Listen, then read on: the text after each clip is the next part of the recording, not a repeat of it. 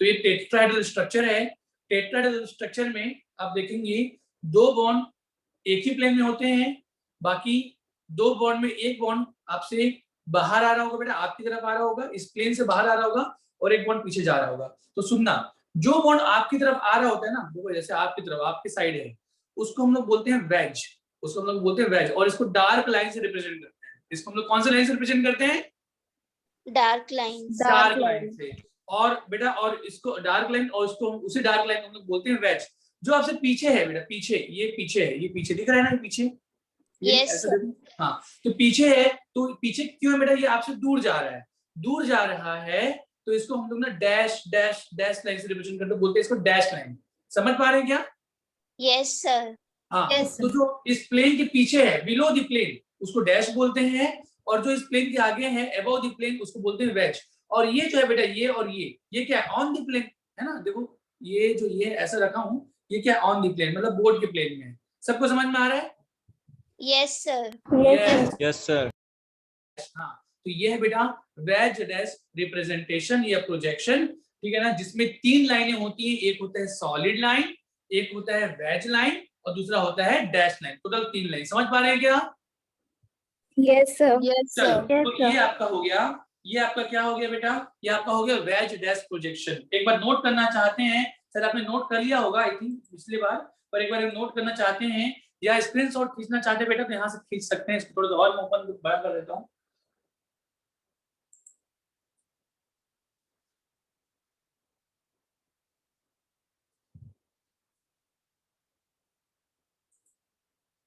हाँ चलो बेटा, इसका स्क्रीनशॉट लेना चाहते हैं आप, ले लिया क्या? Yes sir. Yes sir. चलो स्क्रीनशॉट अगर ले लिया हो तो बेटा प्लीज नोट्स प्रॉपर बनाते रहेंगे ना, नोट्स प्रॉपर बनाते रहेंगे, नोट्स ही आपका सब कुछ है, ठीक है। आपका हीरा मोती है ना, सोना चांदी, जो भी मूल्यवान चीज है ना, वो आपके नोट्स हैं, ठीक है बेटा। तो नोट्स प्रॉपर बनाएंगे, क्लियर है? Yes sir. चलो हाँ, अब वापस आ जाओ, अब सुनेंगे ना। नेक्स्ट सेकंड प्रोजेक्शन है Fischer projection formula. Fischer projection, मुझे एक बात बताओ बेटा, ये फिशर प्रोजेक्शन है, पहले एक बार मेरी बात सुनेंगे बेटा। आप लोग को मैं यहाँ पर पढ़ा रहा हूँ है ना, बोर्ड में। ये बोर्ड 2D है कि 3D है? 2D है। तो कोई भी चीज जब हम एक्सप्लेन करते हैं ना, तो या तो बेटा हम लोग कॉपी में एक्सप्लेन करते हैं, या तो बोर्ड में एक्सप्लेन करते हैं, ठीक है। और ये क्या है? 2D। तो 3D को 2D में कन्वर्ट करना इंपॉर्टेंट है ना। कोई भी जैसे साइंटिस्ट है जो डिस्कवर करते हैं, ठीक है ना, वो क्या करते हैं उसके बाद बेटा, ठीक है, लोगों को उनको बताना होता है कि मैंने ये काम किया है, ये मेरा थीसिस है ना, जो मैंने डिस्कवर किया है, जो जो भी मैंने फॉर्मूले बनाए हैं, जो इसमें इनपुट होता है। तो उसके लिए बेटा लोग क्या करते हैं, एक थीसिस रेडी करते हैं, ठीक है ना, और सबको वो बेटा वो ना पब्लिश भी करते हैं। पब्लिश करने के बाद जिसको भी उसको प्रॉब्लम होता है, बताते हैं कि नहीं नहीं इसमें ये प्रॉब्लम है, आपको ये रिजेक्ट कर दिया जाएगा। तो वो उसका सॉल्यूशन बताते हैं कि नहीं इसमें ये भी सॉल्यूशन है। तो अगर वो सॉल्यूशन बता देता है तब तो ठीक है, सॉल्यूशन नहीं बताता तो वो जो उसकी थीसिस है वो क्या हो जाती है बेटा, वो रिजेक्ट हो जाती है। तो कोई भी काम जो होता है ना, वो पर्चे में होता है, मतलब कॉपी या बोर्ड में होगा। समझ पा रहे हैं क्या? तो ये वेज डैश प्रोजेक्शन जो था बेटा 3 डायमेंशनल था। इस 3 डायमेंशनल को फिशर ने 2 डायमेंशनल में कन्वर्ट किया कि ये 3 डायमेंशनल जो है थोड़ा सा टफ है, हर जगह 3 डायमेंशनल हम लोग तो शो नहीं कर सकते हैं। तो उसने क्या किया, इस 3 डायमेंशनल को उसने 2 डायमेंशनल में कन्वर्ट किया। तो very very important Fischer projection method. अब आप ध्यान सुनेंगे, ये टेट्राहेड्रल स्ट्रक्चर है बेटा। Yes sir. ये टेट्राहेड्रल है, नहीं टेट्राहेड्रल? Yes sir. अब इसी को इस टेट्राहेड्रल जो ये जो है 3 डायमेंशनल जो है ना, इसको फिशर ने 2 डायमेंशनल में कैसे कन्वर्ट किया, आप ध्यान से देखेंगे इसी को कैसे कन्वर्ट किया, ठीक है। पहले समझेंगे देन नोट करेंगे, ठीक है। ये है 3 डायमेंशनल। इसने फिशर ने क्या किया, फिशर ने इसको थोड़ा सा इसको ऐसे झुकाया, ये ऐसा हल्का सा झुका दिया बेटा। Yes sir. झुकाने के बाद हल्का सा ऐसे टिल्ट किया, ऐसे झुकाया, और इसके बाद उसने पीछे वाले बॉन्ड को पकड़ के आगे लाया। अब देखना ध्यान से ना, पीछे वाले बॉन्ड को पकड़ के आगे लाएगा, आगे लाएगा, आगे लाएगा, मैं एक बार मुड़ जाता हूँ लाइक ऐसा। ये देखो, ये थोड़ा सा ध्यान देना, ये ऐसे आगे ले आया। आई एम सॉरी, ये हो गया ऐसा, सॉरी एक सेकंड फिर से बताता हूँ मैं।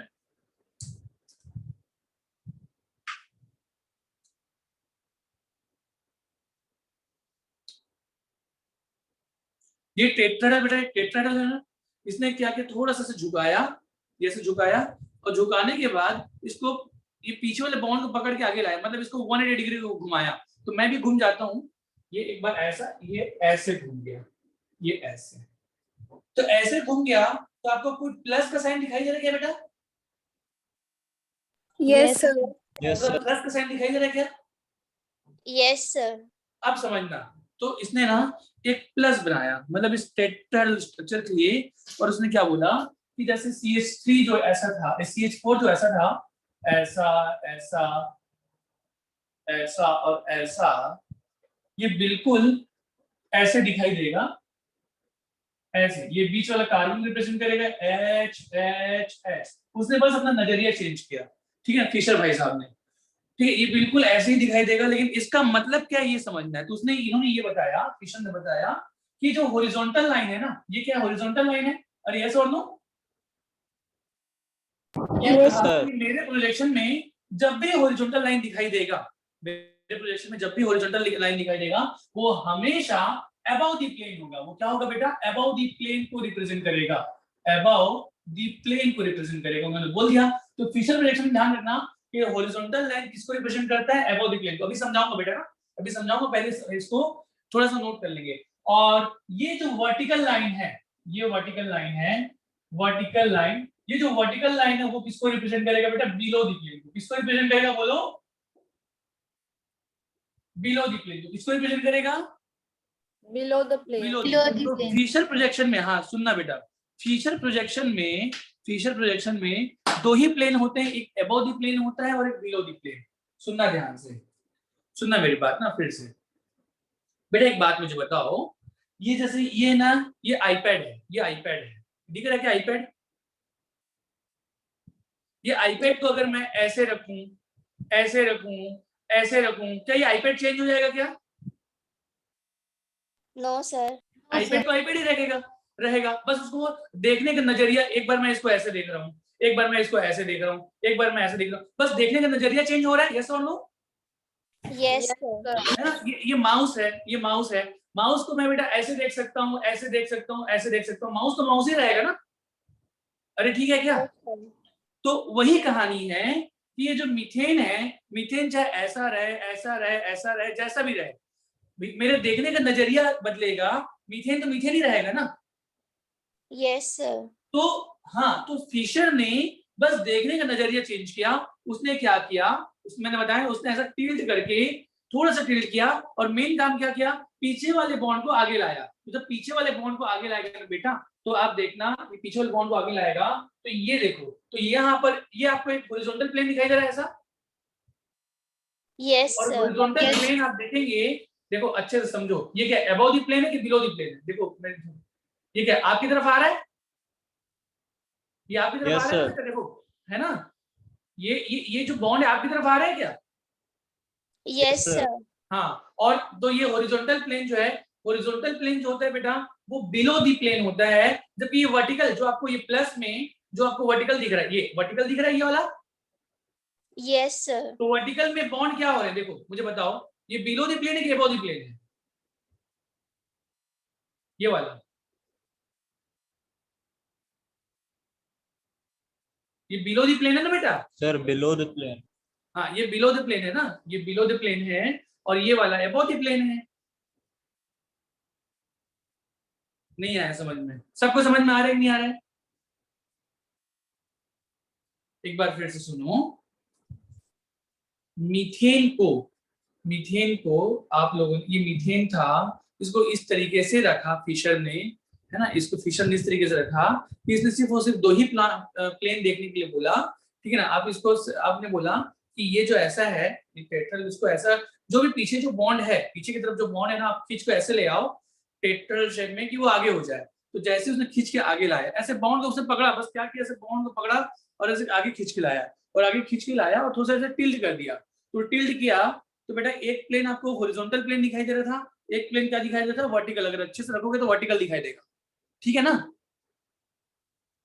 तो उसने फिर देख के बताया कि जब मैंने इसको ऐसा किया, तो ये जो हॉरिजॉन्टल में जो बॉन्ड दिखाई दे रहे थे, जो हॉरिजॉन्टल थे वो अबव द प्लेन थे, और जो वर्टिकल में थे वो बिलो द प्लेन थे। आप लोगों को दिख भी रहा है? Yes, sir. हाँ अभी समझ में आया। तो फिर उसने यहाँ पर लिख दिया कि मैंने मीथेन को ऐसे रखा, कि इसमें जो उसने क्या किया, इसी को बॉन्ड, ये पीछे वाला बॉन्ड को ना पकड़ के आगे लाया, तो ऐसे आगे लाया कि ये बेटा आपको बिल्कुल, और ऐसे टिल्ट किया कि बिल्कुल हॉरिजॉन्टल प्लेन में दिखाई दे रहे थे, और हॉरिजॉन्टल प्लेन में दिखाई दे रहे थे, लेकिन एक्चुअल में वो क्या थे, अबव द प्लेन थे। एक्चुअल में क्या थे, Above the और ये वर्टिकल प्लेन जो था बेटा, वर्टिकल जो आप लोगों को 2 डायमेंशनल दिखाई दे रहा है सीधा सीधा, वो एक्चुअल में क्या था बेटा, वो बिलो द प्लेन था। तो 2 डायमेंशनल मेथड में 2 प्लेन होते हैं, एक होता है बेटा हॉरिजॉन्टल, मतलब 2 लाइन होते हैं समझ लो, एक हॉरिजॉन्टल लाइन, एक वर्टिकल लाइन। हॉरिजॉन्टल लाइन क्या होता है बेटा, अबव द प्लेन को रिप्रेजेंट करता है, और वर्टिकल लाइन किसको रिप्रेजेंट करता है, Below below the the plane. Plane. सबको समझना है इतना? Yes, sir. Yes, पक्का sir. समझ में आ रहा है बेटा? ठीक है। Yes, sir. हाँ चलो, तो फिशर को हमेशा याद रखना। फिशर जो है 2 डायमेंशनली बेटा प्रोजेक्शन में क्या बताया, उसने बताया कि 2 ही टाइप के प्लेन होते हैं, एक हॉरिजॉन्टल और एक वर्टिकल। हॉरिजॉन्टल का मतलब होता है अबव द प्लेन, वर्टिकल का मतलब होता है बिलो द प्लेन। इसको कोई भूलेंगे तो नहीं, हॉरिजॉन्टल मतलब Above the plane. Above the plane, vertical मतलब Below the plane. भूलोगे तो नहीं। No, sir. हाँ, अगर भूल जाए ना, अगर आप में से कोई भी बच्चा भूल जाए ना, तो अपने आप को मार डालना गला दबा के, ठीक है? मारोगे कि नहीं मारोगे? अरे मारोगे कि नहीं मारोगे? मार डालना। क्यों? जब आप मारोगे ना बेटा, इसमें भी टेक्निक है। जब आप मारोगे तो कैसे मारोगे गला दबा के बेटा, सोचो।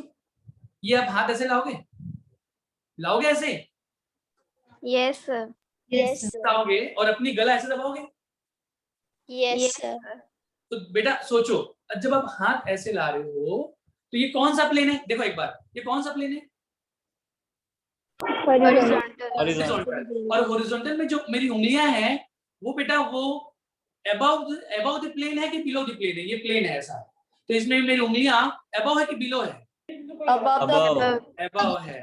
तो बेटा जब भी आप खुद को मारोगे ऐसे, तो आपको दिखाई देगा एक हॉरिजॉन्टल प्लेन, और हॉरिजॉन्टल प्लेन का मतलब होता है अबव द प्लेन। तो आपको याद हो जाएगा कि अच्छा ये हॉरिजॉन्टल है, और हॉरिजॉन्टल मतलब अबव द प्लेन। तो हॉरिजॉन्टल अगर अबव दी है, तो वर्टिकल Below the होगा. बिलो दी होगा। सबको क्लियर है क्या? Yes, sir. Yes, sir. कभी हाँ, तो जब कभी इसका मतलब भूल जाओ तो क्या करना है, अपने आप को मार डालना है. हाँ अपने आप को गला दबा के मारने की कोशिश करना है, मार मत डालना, ठीक है ना, कोशिश करना है। जब आप कोशिश करोगे तो आपको समझ में आ जाएगा कि ये बेटा आप मारोगे तो ऐसे तो नहीं मारोगे, ऐसे मारोगे क्या, No, sir. गला ऐसे दबाया जाता है क्या? हाँ गला ऐसे दबाया जाता है। तो अब जैसे हॉरिजॉन्टल प्लेन लोगे, तो हॉरिजॉन्टल प्लेन लोगे तो आपको दिखेगा above the plane. Above the plane क्या हॉरिजॉन्टल लाइन है, तो बिलो द प्लेन कौन होगा, वर्टिकल लाइन। क्लियर है बच्चों? Yes, sir. Yes, sir. चलो Yes, sir. अब बढ़ेंगे आगे। बेटा ये जो मैं बातें बता रहा हूँ ना, समझना, ये ना आप लोग को 12th की क्लास में नहीं बताया जाता ना। मैं बहुत इंपॉर्टेंट बात बता रहा हूँ, जो 12th में भी बहुत इंपॉर्टेंट है, बहुत एक डिटेल में बता रहा हूँ, बहुत इंपॉर्टेंट है, और कोई मैक्सिमम बच्चे इसको नहीं कर पाते, जो हम लोग आगे करने वाले हैं, ठीक है? तो इसको बड़े ध्यान से सुनना, ध्यान से समझना। ये आपको यूट्यूब पे भी कहीं नहीं मिलता, ठीक है? ध्यान में रखना इस चीज को, तो अच्छे से समझना इसको। चलो तो अब बढ़ते हैं आगे। तो ये फिशर प्रोजेक्शन हो गया बेटा। प्रोजेक्शन में आप देख पा रहे हैं कि जो पेक्टल शेप था, पहले मैंने जो बताया था बेटा वेज टेस्ट में, वो यहाँ पर 2 लाइन से रिप्रेजेंट हो रहा है, एक वर्टिकल लाइन से और एक हॉरिजॉन्टल लाइन से। वर्टिकल लाइन किसको बता रहा है, बिलो द प्लेन को, और वर्टिकल लाइन किसको बता, horizontal line above the plane को बता रहा है, और वर्टिकल लाइन किसको बता रहा है, बिलो द प्लेन को। तो इसको नोट करें बेटा। सबसे पहले Fischer projection formula, Fischer projection use horizontal and vertical lines to represent the 3D state, to represent the किसी 3D स्टेट को। वो फिशर प्रोजेक्शन जो होता है बेटा, वो हॉरिजॉन्टल लाइन और वर्टिकल लाइन से रिप्रेजेंट करता है। हॉरिजॉन्टल लाइन का मतलब होता है अबव द प्लेन, और वर्टिकल लाइन का मतलब होता है बिलो द प्लेन। समझ पा रहे हैं क्या? Yes, sir. और जो Yes, sir. इंटरसेक्शन है बेटा, ठीक है ना, वो किसको रिप्रेजेंट करता है, कार्बन को। समझ पा रहे हैं क्या? Yes, sir. चलिए, तो हाँ ये हो गया भैया। अब बढ़ते हैं आगे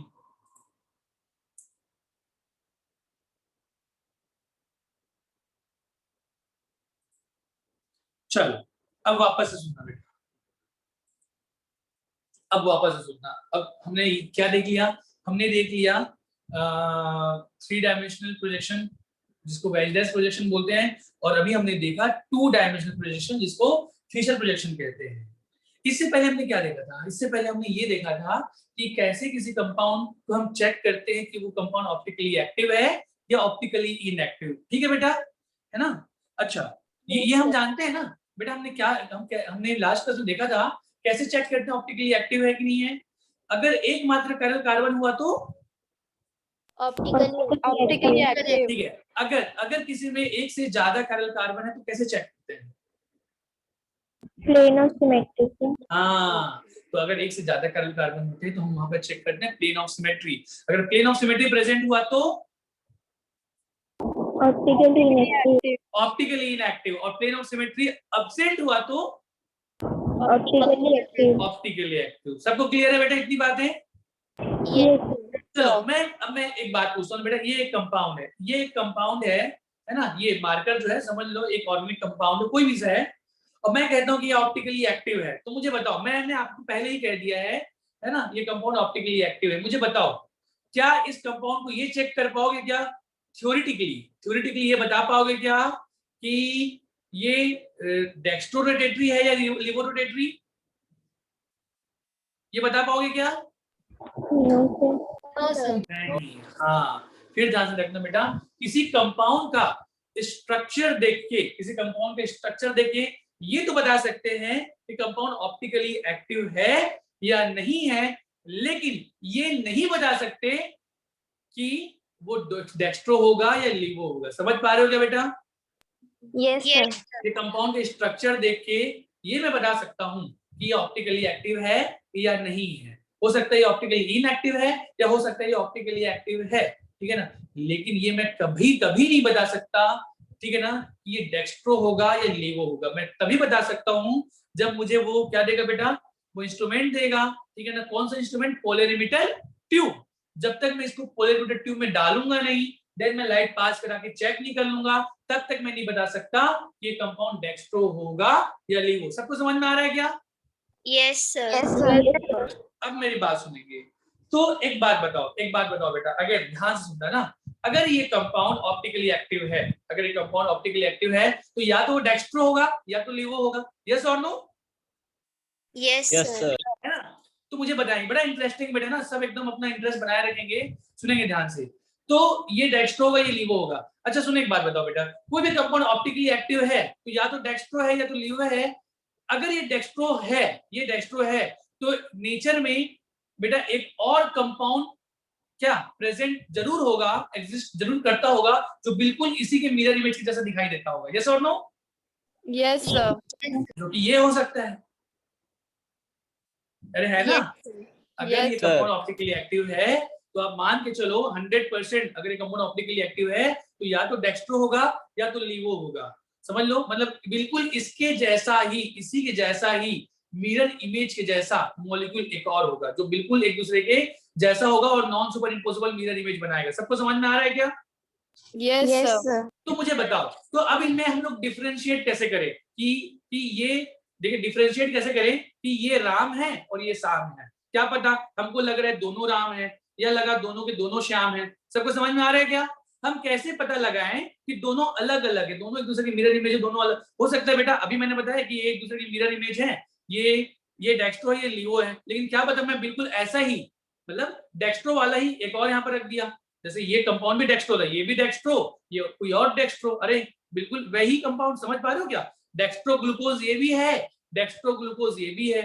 तो आप कैसे पता लगाओ कि ये डेक्स्ट्रो है और ये डेक्स्ट्रो नहीं है, ये लिवो है? अरे यस और नो? Yes sir. हाँ, ये प्रॉब्लम है ना, ये कंफ्यूजन हुआ ना। दो लोग बिल्कुल एक जैसे दिखते हैं, हम कैसे पता लगाएं कि ये एक राम है और दूसरा श्याम है? क्या पता दोनों के दोनों राम निकल गए तो, मतलब कि उसका क्लोन बना दिया गया। तो आजकल तो नया नया टेक्निक है बेटा, है ना? पता चला उसी का क्लोन बना दिया गया, राम जैसा ही राम आ गया, वो राम ही निकला। मेरी बात समझ रहे हो क्या? है ना? Yes. हाँ, तो ये पता लगाना जरूरी है कि अगर कोई कंपाउंड डेक्स्ट्रो है ना, तो उसका मिरर इमेज वाला मॉलिक्यूल ही लीवो, दोनों हम ये जरूर नहीं बता सकते कि कौन क्या है, ये डेक्स्ट्रो कौन लीवो ये नहीं बता सकते, लेकिन हमको जरूर ये पता करना होगा कि दोनों सेम है, दोनों आइडेंटिकल है या दोनों अलग अलग है, ये हमको पता लगाना जरूरी है। तो सुनो मेरी बात ध्यान से। अब एक नया मेथड आता है क्या, कि अगर कोई कंपाउंड है जो एक दूसरे की मिरर इमेज है, अगर कोई कंपाउंड है ना, जैसे मैं बोलूं, जैसे ये लैक्टिक एसिड है बेटा, जैसे ऐसा ऐसा कुछ भी बना देता हूँ ना, ये ऐसा ले लो, ये ए है, ये बी है, ये सी है, ये डी, ये कार्बन है बेटा, लाइक ऐसा, ये कार्बन है, ये कैरल कार्बन है, तो इसको स्टार मार्क से मैं रिप्रेजेंट कर दिया हूँ, और बिल्कुल इसका मिरर इमेज यहाँ पर ले लिया हूँ बेटा, एक मिरर इमेज लाइक ऐसा क्या, ये सी है, सी अगर इधर राइट में है तो इसमें लेफ्ट में होगा, ए ऊपर, बी नीचे, डी अगर लेफ्ट में तो इधर वो राइट में दिखेगा, लाइक ऐसा।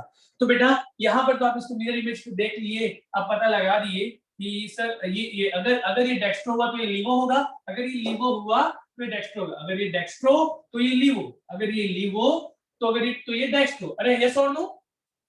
Yes, sir. Yes, sir. तो सुनेंगे ध्यान से। तो अब मेरी बात सुनना, तो अभी तो मैंने आपको बताया है, बिल्कुल इसको मिरर इमेज के जैसा बना दिया है, तब तो ठीक है, मिरर इमेज के जैसा बना दिया है, तो आप देख पा रहे हो सर एक दूसरे की मिरर इमेज है, जब एक दूसरे की मिरर इमेज है, नॉन सुपर इम्पोजिबल है, तो कोई ना कोई एक डेक्स्ट्रो होगा, कोई ना कोई एक लीवो होगा। अरे यस और नो? Sir. है ना? लेकिन अगर आपको क्वेश्चन बदल के दे दिया, क्वेश्चन थोड़ा सा चेंज करके दे दिया, आप संभाल नहीं पा रहे हो, तो आप ये नहीं बता सकते कि दोनों डेक्स्ट्रो है या दोनों लीवो है, आप बेटा कंफ्यूज हो जाओगे कि ये डेक्स्ट्रो है, ये भी डेक्स्ट्रो है क्या, ये लीवो है क्या। अरे समझ पा रहे हो क्या? और डेक्स्ट्रो के लिए तो हमारे पास कोई कंडीशन है नहीं कि कैसे निकाले डेक्स्ट्रो, समझ में आ रहा है क्या?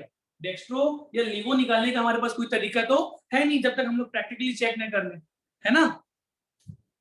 तो Yes. हाँ, तो इसी की जगह पे अब हम कैसे पता करें कि दोनों अलग अलग हैं, दोनों एक दूसरे की मिरर इमेज है। तो बेटा एक दूसरा कॉन्फ़िगरेशन आया, RS कॉन्फ़िगरेशन। कौन सा कॉन्फ़िगरेशन बेटा? RS configuration. क्योंकि हम लोग D और L तो बता नहीं सकते, हम कोई डेक्स्ट्रो है या कोई लीवो है ये नहीं बता सकते, है ना? तो हमने एक ऐसा कॉन्फ़िगरेशन निकाला जो बिल्कुल एक दूसरे की मिरर इमेज है।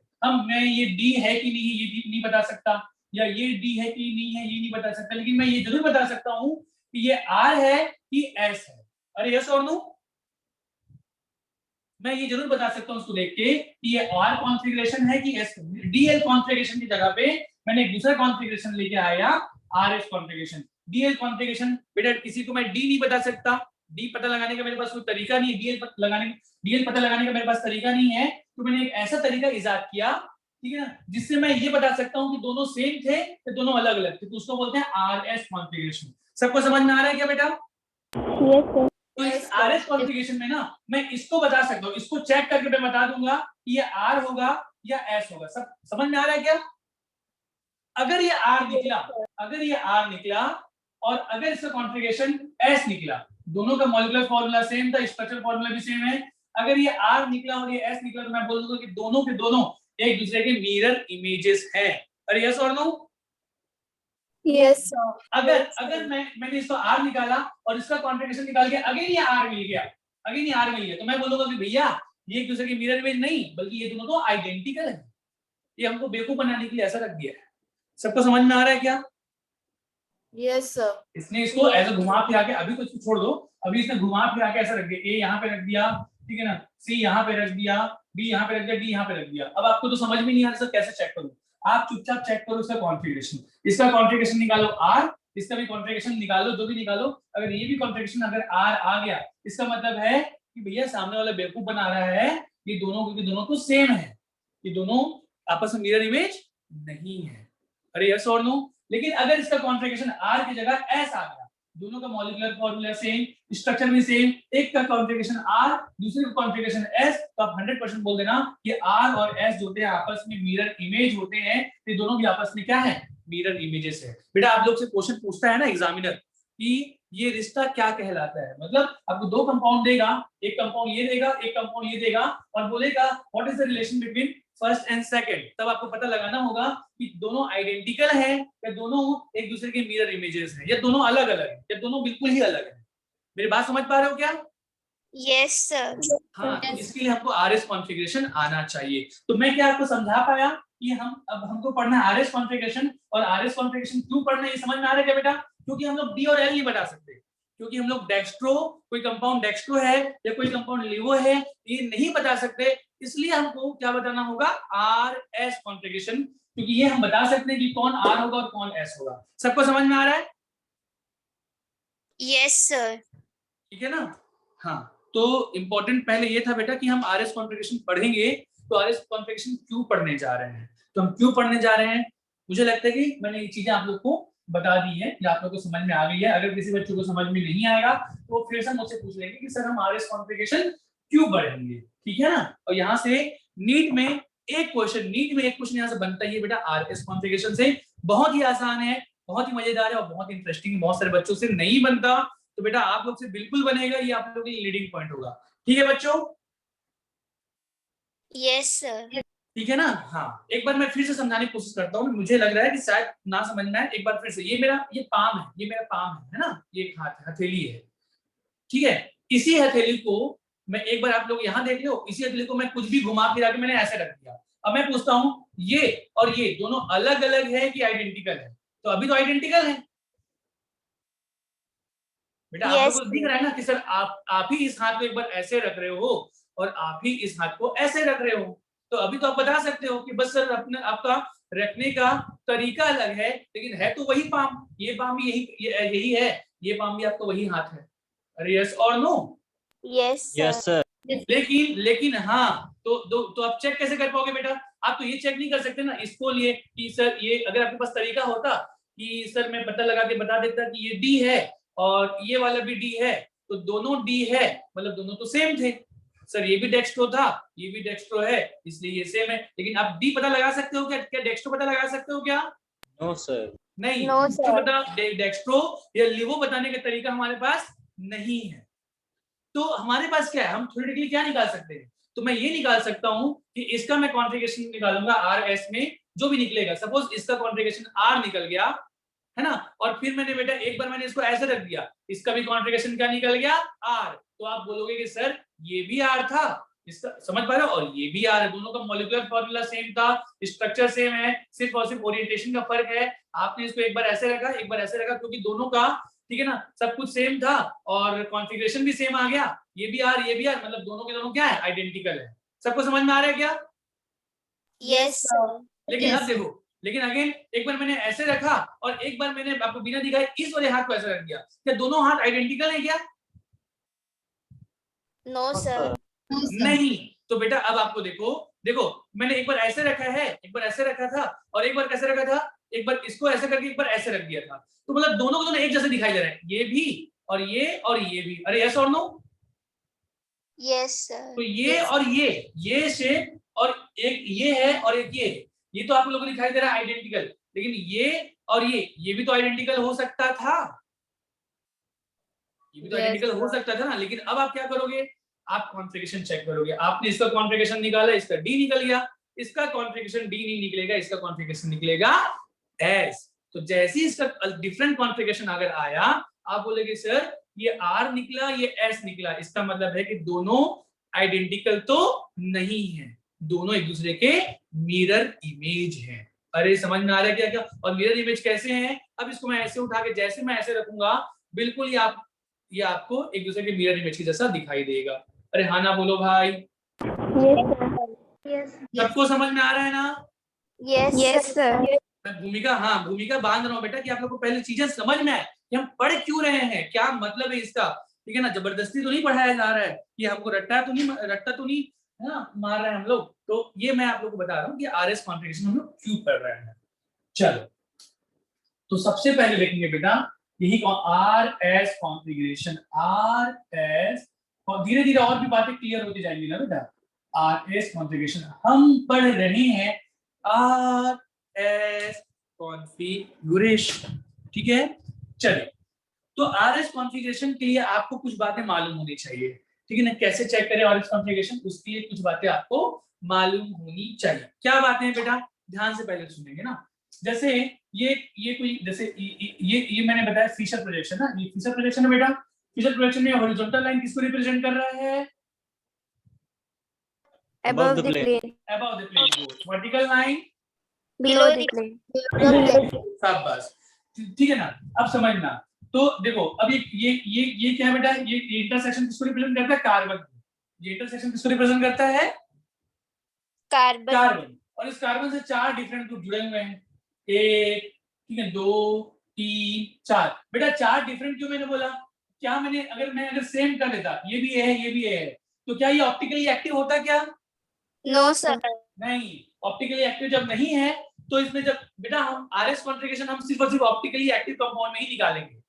समझ पा रहे हो क्या? या हमको पता लगाना है कि ऑप्टिकली एक्टिव है या नहीं है उसमें भी। अरे क्लियर है क्या?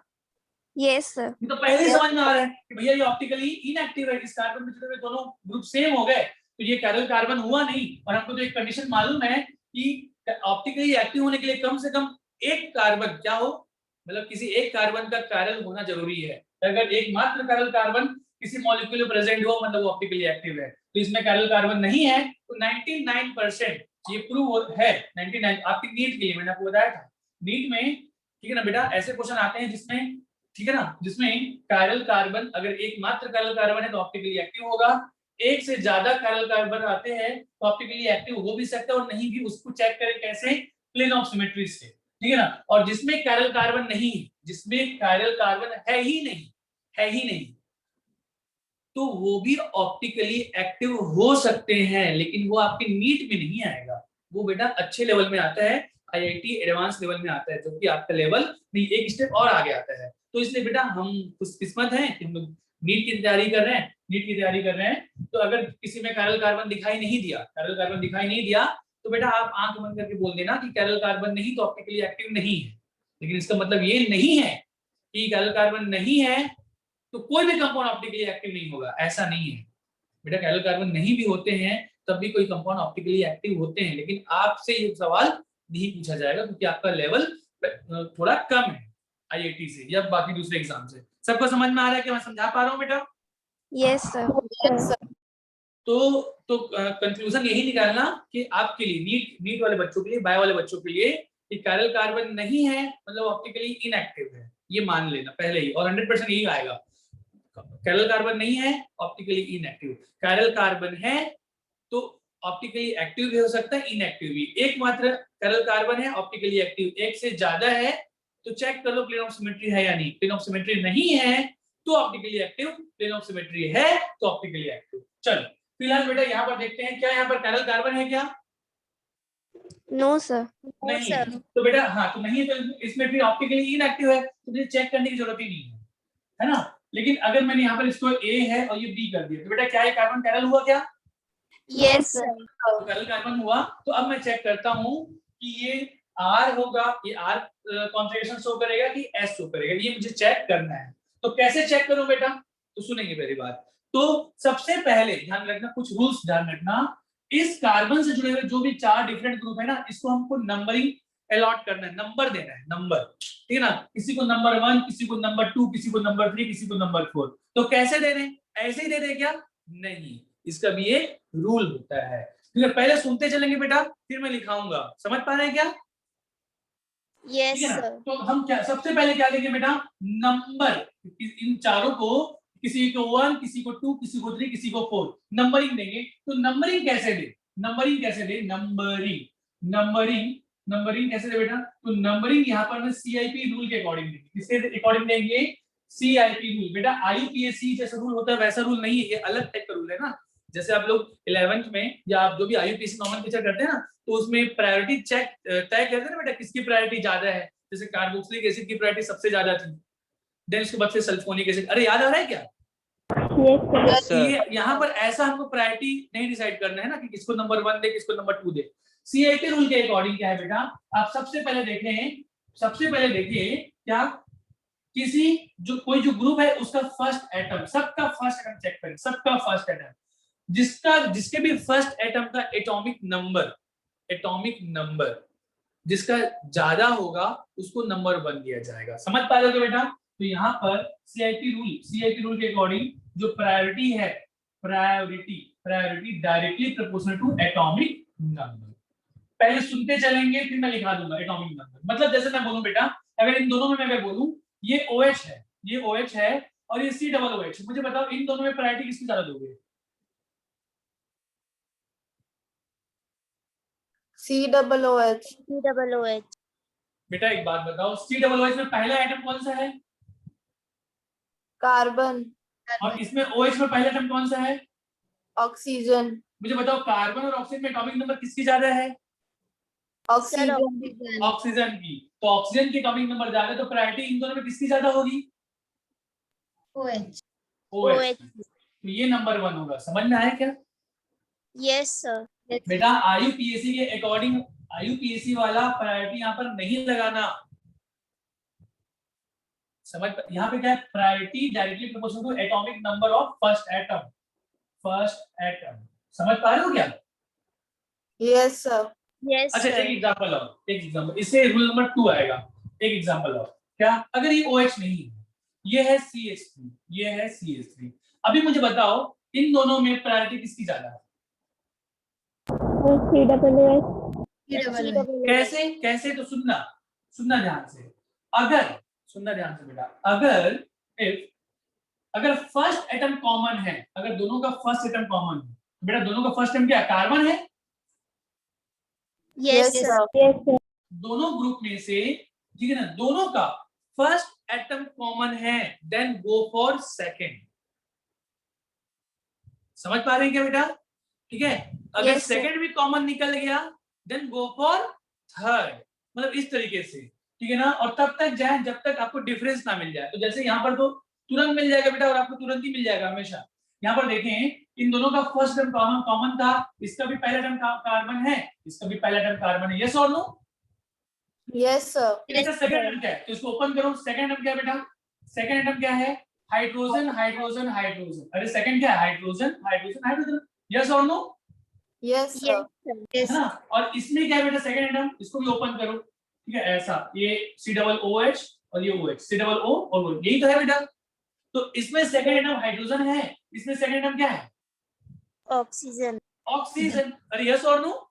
Yes Yes, sir. हाँ, तो बेटा मुझे बताओ हाइड्रोजन और ऑक्सीजन में किसका एटॉमिक नंबर ज्यादा है? ऑक्सीजन।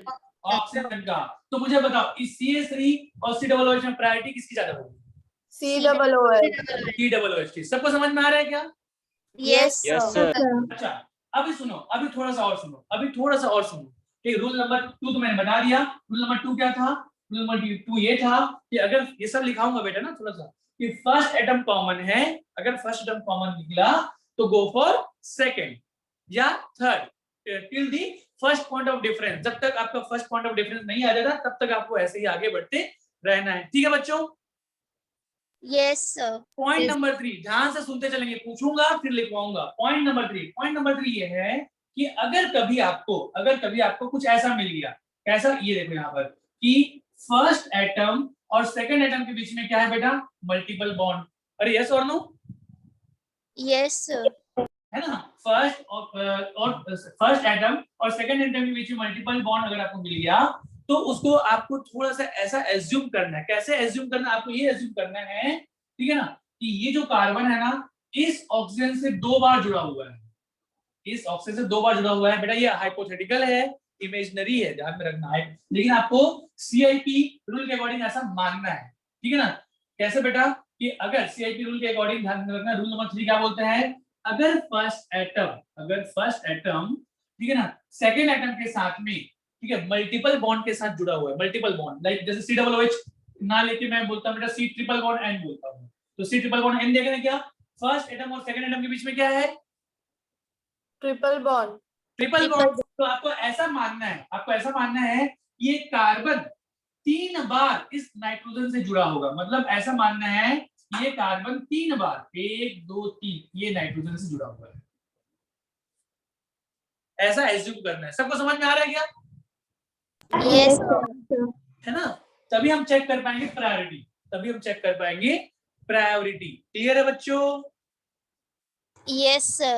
हाँ चलिए चलिए, तो इस चीज को ध्यान में रखना कि अगर फर्स्ट एंड सेकंड एटम के बीच में मल्टीपल बॉन्ड है तो हमको ऐसा कंसिडर करना है कि फर्स्ट एटम उतनी बार जितना मल्टीपल बॉन्ड है, जितनी मल्टीपल बॉन्ड है उतनी बार सेकंड एटम से जुड़ा होगा। ठीक है? Yes, sir. चलो, तो ये रूल नंबर 3 था, है ना। रूल नंबर 4 क्या है? रूल नंबर 4 क्या है बेटा? रूल नंबर 4 ये बोलता है कि अगर देखो, अगर कोई सेंटर एटम है, जैसे कार्बन है ना, कार्बन है या कोई भी है, अगर उसमें लोन पेयर प्रेजेंट है, अगर उसमें कोई ग्रुप ना जुड़ के लोन पेयर प्रेजेंट है, तो लोन पेयर को भी हम लोग चौथा ग्रुप मान सकते हैं। ठीक है ना, लोन पेयर को भी चौथा ग्रुप मान सकते हैं, लेकिन उसकी प्रायोरिटी सबसे कम होगी। लोन पेयर की प्रायोरिटी सबसे कम होगी। ठीक है ना, उसका एटॉमिक नंबर आप 0 मान सकते हैं। ठीक है बच्चों, तो चलो, तो इसको मैं पहले आप लोग को फिर से एक बार समझाऊंगा। पहले इसको हम लोग नोट कर लेते हैं। नोट करेंगे बेटा? Yes, sir. चलो, तो सुनेंगे यहां पर आरएस कॉन्फ़िगरेशन आपको दिखाई दे रहे हैं। इसको अच्छे से समझेंगे तो बड़ा मजा आएगा बेटा। दिखाई दे रहा है बेटा आरएस कॉन्फ़िगरेशन? Yes, sir. चलो पढ़ते चलेंगे ना, आप लोग लिखते चलना। आरएस कॉन्फ़िगरेशन बेटा, इसको ना एब्सोल्यूट कॉन्फ़िगरेशन भी कहते हैं, ये यूनिवर्सली एक्सेप्टेड है। आरएस कॉन्फ़िगरेशन को एब्सोल्यूट कॉन्फ़िगरेशन भी कहते हैं, है ना। और एक और होता है बेटा रिलेटिव कॉन्फ़िगरेशन, जो मैं बाद में बताऊंगा। तो ये आरएस कॉन्फ़िगरेशन को हम कहते हैं एब्सोल्यूट कॉन्फ़िगरेशन, और ये यूनिवर्सली एक्सेप्टेड है ना। चलो, तो इसमें हमको क्या करना रहेगा बेटा? तो सबसे पहले the 4 atoms or group attached to chiral carbon are ranked in order of priority। समझ पा रहे हो बेटा? जो 4 ग्रुप है ना किसी कार्बन से जुड़े हुए, उन चारों की हमको रैंकिंग करनी है। रैंकिंग मतलब नंबर 1, नंबर 2, नंबर 3, नंबर 4। समझ में आ रहा है बेटा? Yes, sir. प्रायोरिटी के ऑर्डर में। और ये प्रायोरिटी कैसे डिसाइड करेंगे? सीक्वेंसिंग रूल, CIP रूल से। ठीक है, priority is decided by following sequence rule. कौन सा रूल? Sequence CIP rule. समझ में आ रहा है? नोट करते जा रहे हैं बेटा? तो जो भी इस रूल के अकॉर्डिंग हर प्रायोरिटी रखेगा, जिसकी प्रायोरिटी ज्यादा है उसको हम लोग नंबर 1 देंगे, और उसके बाद धीरे धीरे नंबर 2, नंबर 3, और जो सबसे लिस्ट प्रायोरिटी रखेगा उसको हम लोग क्या असाइन करेंगे? नंबर 4. नंबर 4। सबको समझ में आ रहा है? Yes, sir. चलो चलो, ठीक है, वेरी गुड। तो नोट करते बेटा, नोट कर रहे हैं ना कॉपी पे? Yes, sir. हाँ, तो CIP रूल्स का पहला रूल क्या है? ये प्रायोरिटी जो रूल है वो क्या है? तो नंबर 1 क्या? Atom of higher atomic number gets priority. जो जिसका एटॉमिक नंबर सबसे ज्यादा होगा, ठीक है ना बेटा, वो सबसे ज्यादा प्रायोरिटी रखेगा। ध्यान रखना, जो एटॉमिक नंबर जो देख रहे हैं ना एटम का, तो वो सबसे पहले फर्स्ट एटम का होगा ना, फर्स्ट एटम। ठीक है ना। यहाँ पर अगर मैं ऐसे बोल दूं, इन शॉर्ट अगर मैं ऐसे लिखूं बेटा, कि पहला जो पॉइंट है,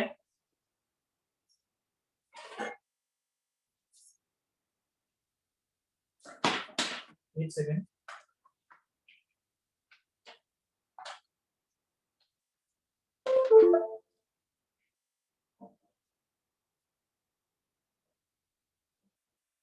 तो बेटा मैं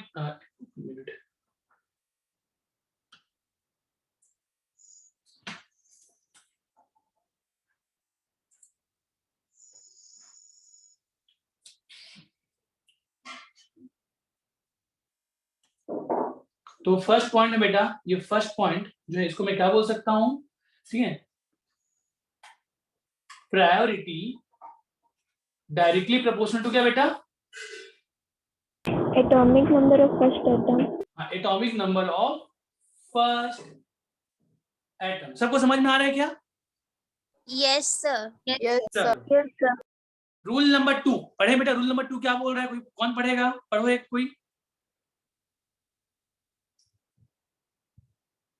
खुशी पढ़े बेटा, रूल नंबर 2 क्या बोल रहा है? Yes, sir. If the first atom is the two groups have same atomic number, then relative priority of the group is decided by a comparison of the atomic number of the next atom in the two groups. समझ में आया क्या कि अगर first atom किसी भी दो group में है ना, किसी भी दो ग्रुप में फर्स्ट एटम अगर कॉमन निकल गया, समझ पा रहे हैं क्या? Yes, sir. तो प्रायोरिटी अब कैसे डिसाइड किया जाएगा? उसके अगले एटम्स, नेक्स्ट एटम्स, दोनों का नेक्स्ट एटम आपको चेक करना है कि किसका एटॉमिक नंबर ज्यादा है। Yes, क्लियर है sir. बेटा? Yes. ये बहुत सारे एग्जांपल मैं बताऊंगा ना, आप लोग चिंता नहीं करना, ठीक है? बहुत सारे एग्जांपल्स देखेंगे तो आप लोग एकदम ध्यान हो जाएगा। ये रूल्स भी याद रखें। पहला रूल क्या कि फर्स्ट एटम का एटॉमिक नंबर देखना है, जिसका भी एटॉमिक नंबर ज्यादा उसकी प्रायोरिटी ज्यादा। रूल नंबर 2 क्या बोलता है कि अगर फर्स्ट एटम, अगर दोनों ग्रुप के फर्स्ट एटम का एटॉमिक नंबर अगर सेम है, ठीक है ना, तो अब हम लोग कैसे डिसाइड करेंगे प्रायोरिटी? हम देखेंगे नेक्स्ट एटम, सेकंड एटम की प्रायोरिटी। सेकंड एटम चेक करेंगे, जिसका एटॉमिक नंबर ज्यादा होगा उसका प्रायोरिटी ज्यादा होगा। क्लियर है? Yes, sir. अच्छा, पॉइंट नंबर 3, मल्टीपल बॉन्ड को हम कैसे ट्रीट करेंगे बेटा? Multiple bonds are treated as separate single bonds. समझ में आ रहा है क्या? Yes, sir. Yes, sir. ठीक है, हाँ चलो, तो एक सेकेंड ना बेटा, ये यहाँ पर लिख लिया क्या? पॉइंट नंबर 3 लिख लिया? पॉइंट नंबर 3 लिख लिया ना बेटा? Multiple bond treated as a single bond, ठीक है? तो यहाँ पर ना एग्जांपल लिख लेना। फॉर एग्जांपल लिख लेना, जैसे कि COOH है, तो COOH को हम लोग कंसीडर कैसे करेंगे? COOH को कंसीडर कैसे करेंगे बेटा? अगर हम कंसीडर, अगर जब कभी हमको प्रायोरिटी चेक करनी है ना, तो अगर डायरेक्टली ऐसे मिल इसी से हो जाता है तो कर ले, अच्छी बात है। नहीं तो अगर इस स्ट्रक्चर से हमको प्रायोरिटी समझ में नहीं आ रही है तो हम इसको ट्रीट करेंगे कि ये तो सिंगल बॉन्ड जुड़ा हुआ है तो वैसे का वैसे ही रहेगा बेटा, लेकिन ये जो है यहाँ पर ये और ये डबल बॉन्ड जुड़े हुए हैं, तो आप इसको ऐसे कंसीडर करना है, एक ऐसा एक ऐसा। सबको समझ में आ रहा है क्या? Yes, sir. है ना? ये एग्जांपल नंबर 1 हो गया। ये एग्जांपल नंबर 2 मैं CN ले लेता हूं बेटा। अगर हमको साइनाइड मिल गया ऐसा, तो इसको आप कैसे कंसीडर करना? इसको आप कैसे कंसीडर करोगे बेटा कि ये कार्बन 3 बार ये नाइट्रोजन से जुड़ा हुआ है, ठीक है? Yes, sir. हाँ, वेरी गुड। चलिए, अच्छा, रूल नंबर 4 में ये लिखना, इतना नोट कर लिया बेटा? Yes, sir. Yes. हाँ, रूल नंबर 4 लिखेंगे, रूल नंबर 4 लिखेंगे, atomic number of lone pair, atomic number of lone pair taken to be 0, उसका हमको लोन पेयर, उसका हम लोग को एटॉमिक नंबर क्या मानना है बेटा? 0 मानना है। अगर कोई लोन पेयर अगर आ गया तो, समझ पा रहे हैं क्या? Yes, Yes, sir. sir. हाँ, तो सो इसका मतलब क्या है बेटा? So loan payer is always least priority group. जब भी अगर हम लोग देखेंगे कि लोन पेयर को कौन सी प्रायोरिटी दें, तो सबसे कम प्रायोरिटी दिया जाएगा। क्लियर है बेटा? Yes, sir. हाँ, ये रूल नंबर 4 हो गया। और एक रूल नंबर 5, एक पांचवा रूल है, एक और रूल नंबर 5। रूल नंबर 5 बेटा, अगर आइसोटोप्स दिए गए हैं, आइसोटोप्स क्या होते हैं बेटा? कौन बताएगा आइसोटोप्स?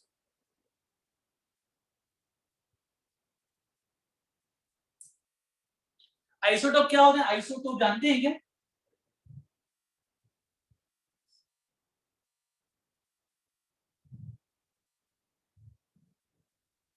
ये कौन बताएगा बेटा ये क्या होते हैं?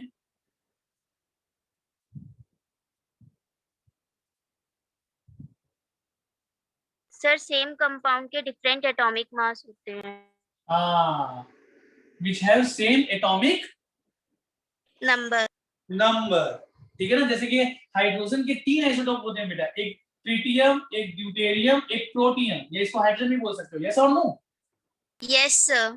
इसका बेटा, इसको आप हाइड्रोजन भी बोल सकते हो, खैर, लेकिन जब आप आइसोटोप्स की बात करते हैं तो इसको अपन बुलाते हैं प्रोटियम, ये ड्यूटेरियम, ये ट्रिटियम। सब जानते हैं क्या? इन तीनों का एटॉमिक नंबर 1 होता है, तीनों का एटॉमिक नंबर 1। One होता है.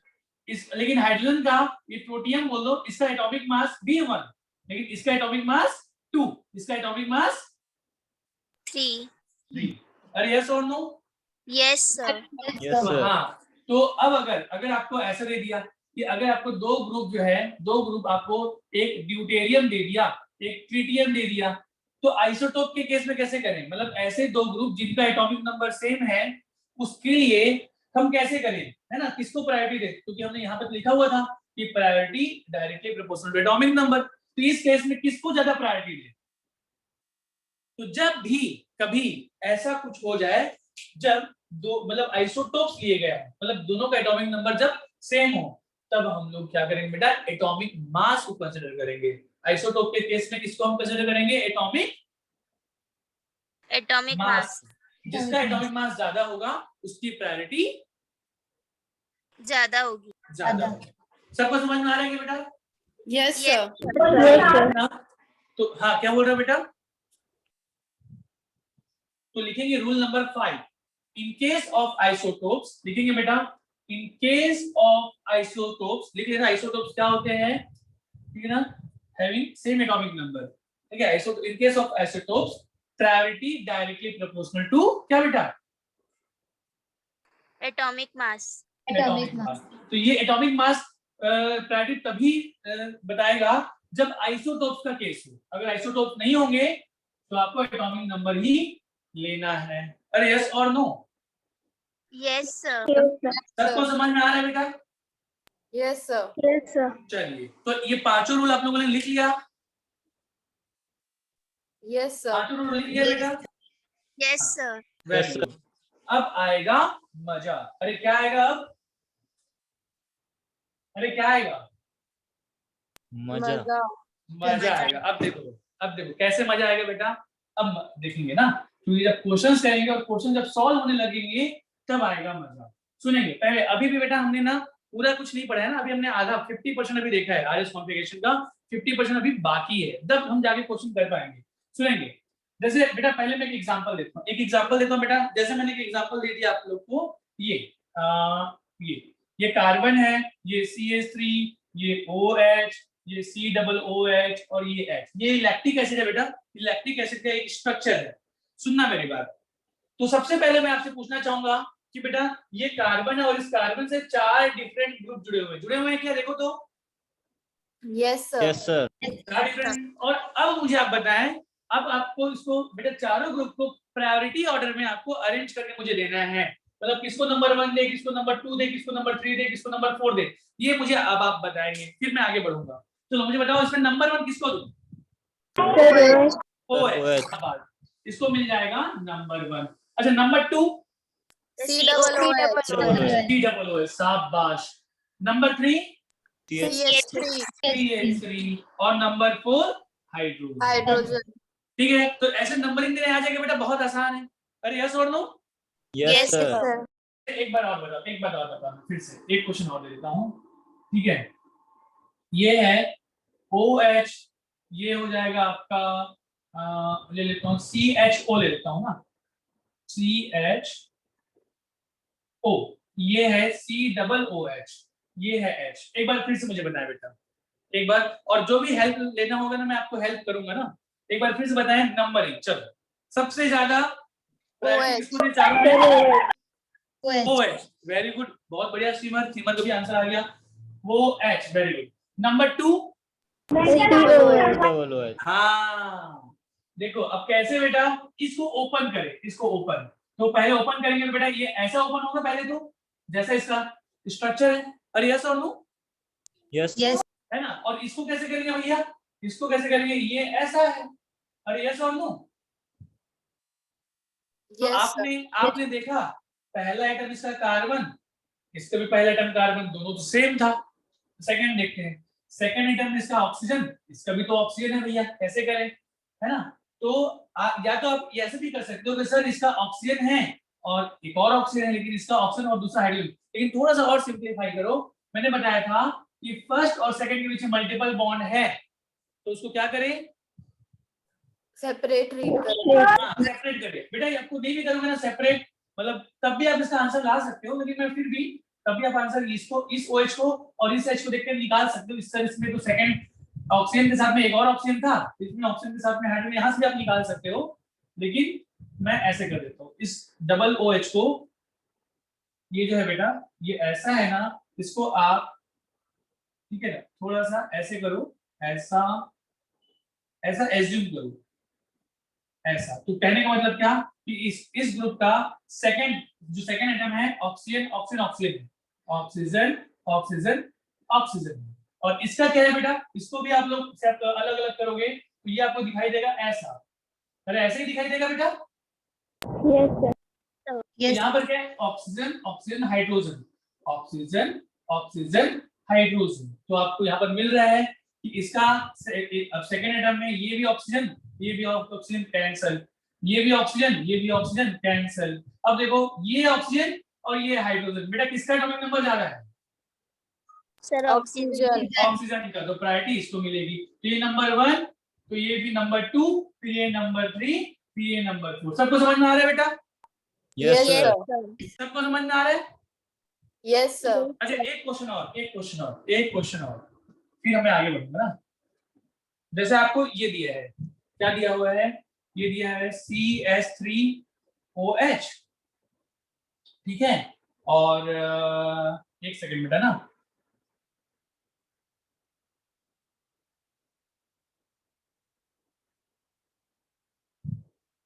और इसमें दिया हुआ है C ट्रिपल बॉन्ड N, और ये है CH2OH होता है ये, और ये है OH। बेटा अभी मुझे बताओ, अब ये बहुत अच्छा क्वेश्चन है, वेरी वेरी इंपॉर्टेंट। इसको लिख लिया बेटा? Yes. इसको मिटा दूं क्या? Yes sir. चलो अब ये बड़ा मजेदार है ना। नंबरिंग आपको सबको करनी आनी चाहिए, तो सारी चीजें पहले मैं एक बार अच्छे से बता दूं। तो देखो अब मैं आपको बताता हूँ बेटा, इसमें सबसे पहला कौन है वो बता दो। Sir OH। OH है ना। यस अब दूसरा कैसे करें? हाँ फर्स्ट OH आ गया, वेरी गुड। अब दूसरा सेकंड किसको दे बेटा? Sir C triple bond N। C triple bond N, क्योंकि सर इसमें जो है इसको आप जब ओपन करोगे तो आपको ऐसे मिलेगा। अरे ऐसे मिलेगा नहीं मिलेगा, मतलब सेकंड यहाँ पर नाइट्रोजन नाइट्रोजन नाइट्रोजन मिलेंगे। अरे यस और no? Yes sir. Sir. Yes, जबकि sir. इसमें सेकंड एटम कौन कौन सा मिलेगा? Sir hydrogen hydrogen oxygen. Hydrogen hydrogen और ऑक्सीजन। तो प्रायोरिटी किसकी ज्यादा बेटा, CN की इसकी? Sir nitrogen. Hydrogen. हाँ मतलब नाइट्रोजन की, मतलब इधर की इधर की, है ना, इधर की। ऐसा नहीं होगा बेटा, प्रायोरिटी इसकी ज्यादा है। अब कैसे, पूछो कैसे? सर कैसे? हाँ तो हाँ अब सुनो बेटा ध्यान से, मुझे एक बात बताओ बेटा, इसमें मैं अपने आप जो है ना, इसमें पहले एक एटम सबसे पहले सेलेक्ट करना, इसका कोई एक एटम सेलेक्ट करना पहले। और क्योंकि बेटा ये तीनों तो सेकंड एटम है ना, ये तीनों की तीनों सेकंड, ऐसा तो नहीं है कि सर ये सेकंड है, ये थर्ड है, ये फोर्थ, ऐसा है क्या? No sir. ये फर्स्ट है, तो सेकंड इसके सेकंड तीनों है ना। Yes sir. और यहाँ पर भी बेटा फर्स्ट कार्बन है, और सेकंड क्या है? सेकंड इसके लिए ये भी है, ये भी है और ये भी है, मतलब सेकंड हाइड्रोजन हाइड्रोजन और ऑक्सीजन है। अरे यस और no? Yes sir. Yes, sir. अब क्या करना बेटा, ठीक है ना, इन तीनों में से आप अपने अकॉर्डिंग इन तीनों में से कोई एक एटम आगे करना, जिसको आप लीडर बनाओगे कि इसको कौन रिप्रेजेंट करेगा। तो आप अपनी मर्जी से एक जो एटम है, ठीक है ना, वो सेलेक्ट करके आप सामने रखोगे ऐसा, और यहाँ से भी एक एटम सेलेक्ट करके आके रखोगे। इसमें तो तीनों के तीनों नाइट्रोजन इसी को रखोगे। और यहाँ पर बेटा आपको जब सेलेक्ट करने के लिए दिया जाएगा कि कोई एक सेलेक्ट करके आप लीडर बनाओ जो सामने रिप्रेजेंट करे आपको, ठीक है, तो क्या आप किसी छोटे वाले को आगे रखोगे कि कोई दमदार बंदे को आगे रखोगे? दमदार। जो दमदार होगा उसी को तो आगे रखोगे ना। Yes sir. हाँ तो यहाँ पर बेटा ये आपकी चॉइस है, CIP रूल के अकॉर्डिंग आप ध्यान में रखना कि आप सेकंड, जब भी सेकंड हो तो सेकंड एटम में, ठीक है ना, आप उसको सबसे सामने रखें जिसका एटॉमिक नंबर सबसे ज्यादा हो। ज्यादा हो। तो सबसे सामने आपको इसी को रखना है, ऑक्सीजन को, तो यही रिप्रेजेंट करेगा। मैंने यहाँ पर आप लोग को, और बाकी बाद में प्रॉब्लम ना हो करके मैंने आप लोग को ऐसा दिखाया कि इसमें से कोई सेलेक्ट करके, कोई भी आप सेलेक्ट करो अपनी मर्जी से, जिसका एटॉमिक नंबर ज्यादा है उसको आप आगे रख लो, मतलब नीचे रखो ऐसा, और इसमें तो बेटा आप नाइट्रोजन के ही रखोगे, अरे यस और नो? Yes, sir. अब मुझे बताओ इसमें और इसमें एटॉमिक नंबर किसकी ज्यादा? Oxygen. ऑक्सीजन की ज्यादा, तो ऑक्सीजन का एटॉमिक नंबर ज्यादा, तो नंबर 2 ये रखेगा और नंबर 3 ये रखेगा। बेटा बहुत ही इंपॉर्टेंट, ये आईआईटी में ये क्वेश्चन और एम्स में ये क्वेश्चन पूछा गया था। मैक्सिमम बच्चों ने सीए को नंबर 2 ठोक के आए थे, इसको नंबर 3, और लाइन से सबका आंसर गलत हुआ था, तो प्लीज इसको ध्यान में रखेंगे, ठीक है बच्चों? Yes, sir. Yes, जब भी ऐसा आपको आए कि सर मैं कैसे करूं, कैसे चेक करूं, इसमें तो नाइट्रोजन नाइट्रोजन नाइट्रोजन है, इसमें ऐसा है, तो आपको क्या करना है बेटा, इसमें से जो आपको सबसे बेस्ट लगता है उसको आप रिप्रेजेंट करो, इसमें जो सबसे बेस्ट लगता है उसको रिप्रेजेंट करो, और फिर दोनों का चेक करो, ठीक है ना? मतलब सेलेक्ट कैसे करोगे? एटॉमिक नंबर से, जिसका भी एटॉमिक नंबर ज्यादा है उसको इसको सबसे पहले रख देना, इसमें जिसका एटॉमिक नंबर है सबसे ज्यादा, और उसी के बीच में क्या करना, कंपेयर करना, जिसका एटॉमिक नंबर ज्यादा होगा उसकी प्रायोरिटी ज्यादा होगी। ज्यादा अरे हाँ ना बोलो भाई, Yes, sir. Yes, sir. सबको क्लियर है? Yes, sir. तो नंबरिंग कर सकते हैं क्या? किसी को कोई दिक्कत हुई नहीं नंबरिंग करने में? No, sir. चलो, किसी को कोई दिक्कत होगी तो आप लोग प्लीज मुझे बता देना। तो ये नंबर 1, ये नंबर 2, ये नंबर 3, ये नंबर 4, ये नंबर 4, ये नंबरिंग हो गया बेटा ऐसा? Yes, Yes, sir. sir. Yes, sir. तो सबसे पहले आपको नंबरिंग करना आना चाहिए था, अब नंबरिंग करना आ गया। अब इसके बाद 50% काम हो गया बेटा, 50%, 50 ये वाला 50% छोटा सा है, 50% काम बाकी है। अब 50% काम बाकी है क्या, कि सबसे पहले हमको नंबरिंग अलॉट करनी थी। नंबरिंग करने के बाद जैसे इसको हमने बेटा ये कोई भी ग्रुप है ए बी सी डी, हमने इसको नंबरिंग दे दी, 1, इसको 1 दे दिया, इसको 2 दे दिया, सपोज इसको 3 दे दिया, और इसको 4 दे दिया। तो अब आप क्या करेंगे, तो केस फर्स्ट सबसे पहले ध्यान रखना बेटा, आपको नंबरिंग करने के बाद ना आपको एरो पुट करना है, ठीक है ना? आप सब नंबरिंग करेंगे, नंबरिंग करने के बाद आपको करना है पुट एरो, लिखेंगे बेटा साथ साथ मेरे, पुट एरो पुट करना है। कैसे एरो पुट करना है बेटा, आपको एरो पुट करना है 1 से 2 एंड 2 से 3, पुट एरो, ठीक है ना, फ्रॉम 1 to 2 एंड 2 to 3, मतलब 1 से 2, 2 से 3, अरे यस और no? Yes, sir. Yes, sir. अब 1 से 2, 2 से 3 का क्या मतलब है बेटा, समझना मेरी बात, आपको 1 से 2 ही जाना है, मतलब 1 से ऐसा 2 जाना है। सपोज आपको ऐसा मिला 1 है ना, ये 2, ये 3, ये 4, तो बेटा मुझे बताओ क्या यहाँ पर मैंने नंबर 4 का जिक्र किया है क्या? No, sir. तो नंबर 4 को आप हाइड कर सकते हो, जब भी आप एरो पुट करो तो नंबर 4 को आप हाइड कर सकते हो, ठीक है? जैसे यहाँ पे नंबर 4 को आप हाइड कर सकते हो ना, अभी आप हाइड करना चाहते हो तो कर लेना, अभी रुकना। तो मैंने क्या बोला, अगर आपका नंबर ही ऐसे मिल गया, ऊपर 1 मिला, नीचे 2 मिला, इधर 3, इधर 4, तो बेटा आपको 1 से 2 जाना है। तो अगर मैं ऐसे गया तो बेटा क्या मैं 1 से 2 गया कि 1 से 3 गया और फिर 2 गया? Sir, 1 से 3, 3, है ना, 1 से 3 फिर 2 गया ना, तो आपको ऐसे नहीं जाना है, आपको 1 2 3 जाना है। तो बेटा यहाँ पर मैंने नंबर 4 का जिक्र नहीं किया, इसका मतलब आप नंबर 4 को आप छिपा सकते हो, हाइड कर सकते हो, तो बेटा आपको ऐसे जाना है, ये ऐसा। तो अब इसका मतलब क्या हुआ, 1 से आप चले गए 2, 2 से चले गए 3, मतलब आप नंबर 4 को क्रॉस कर सकते हो, लेकिन नंबर 3 को क्रॉस करके नंबर 2 पे नहीं जाओगे। समझ में आया क्या? Yes, sir. सबको समझ में आ रहा है बेटा? Yes, sir. Yes, sir. Please, जैसे यहाँ पर 1 से 2, यहाँ पर तो कोई दिक्कत नहीं है, 1 से 2, 2 से 3, ये ऐसा, ये एरो पुट हो गया 1 से 2, 2 से 3, तो यहाँ पे तो कोई दिक्कत नहीं थी 1 2 3, लेकिन यहाँ पर दिक्कत हो सकती थी अगर आप इसको ऐसे करते, 1, ये 3 है, ये 2 है, ये 4 है, अगर आप इसको ऐसे करते तो ये मामला गलत हो जाता, अरे मामला गलत हो जाता। Wrong important is very important, ध्यान में रखना बेटा, ऐसा नहीं होता। 1 से 3, 3 से 2 मत जाना। अरे क्लियर है क्या? Yes, sir. Yes, sir. हाँ, जब भी ऐसा कुछ हो तो आप बेटा नंबर 4 को हाइड करना, हाइड नंबर 4, हाइड नंबर, बेटा आप हाइड कर सकते हो ना, hide number 4, you can hide number 4, hide number 4 को कर दो और फिर एरो पुट करो 1 से 2, 2 से 3। क्लियर है बच्चों? Yes, sir. Yes, sir. चलो, तो ये हो गया। तो सबसे पहले आपको एरो पुट करना है, एरो पुट करने के बाद ये मैं मिटा दूं बेटा इसको? Yes, sir. हाँ, एरो पुट करने के बाद अब आपको चेक करना है ना, केस फर्स्ट, एरो पुट कर लिया, एरो पुट करने के बाद अच्छा रुक जाओ, एरो पुट कर लिया। अब आपको एक बात बताओ मुझे, आप लोग क्लॉकवाइज और एंटी क्लॉकवाइज समझते हो क्या? क्लॉकवाइज एरो, क्लॉकवाइज एरो बेटा, Yes, क्लॉकवाइज Yes. बेटा मुझे बताना ना, ये क्या है? ये एरो क्लॉकवाइज है कि एंटी क्लॉकवाइज है? Sir, anti-clockwise. ये एंटी क्लॉकवाइज है, ये एंटी क्लॉकवाइज।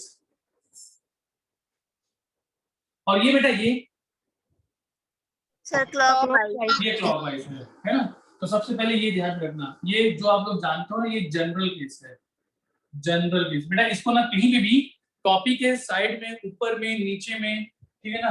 अब ये लिख लेना कि ये जनरल केस, जब कभी भी मैं कहूँ जनरल केस क्या है तो क्या बोलना, सर ये वाला एरो क्लॉकवाइज, ये वाला एरो एंटी क्लॉकवाइज, जो आप लोग बचपन से जानते हो, जिसको आप लोग को याद कराने की जरूरत नहीं है। आप घड़ी देख के बचपन से, जब से आपने घड़ी देखा है तो घड़ी देख के जो आपको समझ में आया वो जनरल केस है, ठीक है बेटा? Yes, sir. ये वाला एरो क्लॉकवाइज, ये वाला एरो एंटी क्लॉकवाइज, सबको समझ में आ रहा है क्या? Yes, sir. ठीक है, हाँ अब सुनना। तो क्लॉकवाइज की जब भी क्लॉकवाइज एरो हो, तो जब भी क्लॉकवाइज एरो हो तो उसके लिए कॉन्फ़िगरेशन मानना R, और एंटी क्लॉकवाइज के लिए जो कॉन्फ़िगरेशन उसको क्या मानना S। यही है जनरल के, दूसरे में ये लिख लेना, क्लॉकवाइज के लिए कॉन्फ़िगरेशन हमको लेना है R, एंटी क्लॉकवाइज के लिए कॉन्फ़िगरेशन लेना है S। S. समझ पा रहे हैं क्या? Yes, sir. ठीक है, क्लॉकवाइज का मतलब R, एंटी क्लॉकवाइज का मतलब S. क्लॉकवाइज का मतलब R. R, एंटी क्लॉकवाइज का मतलब S. चलो इतना इतना याद रखोगे बेटा? Yes, Yes, sir. sir. चलो वेरी गुड, शाबाश। तो ये याद रखोगे तो मैं इसको मिटा दूं, इसको कहीं पे नोट कर लिया है ना? इसको नोट कर लिया है? चलो तो ये मिटा रहा हूं। अब सुनिए, अब ये कहानी अब खत्म होने वाली है। तो केस फर्स्ट क्या है?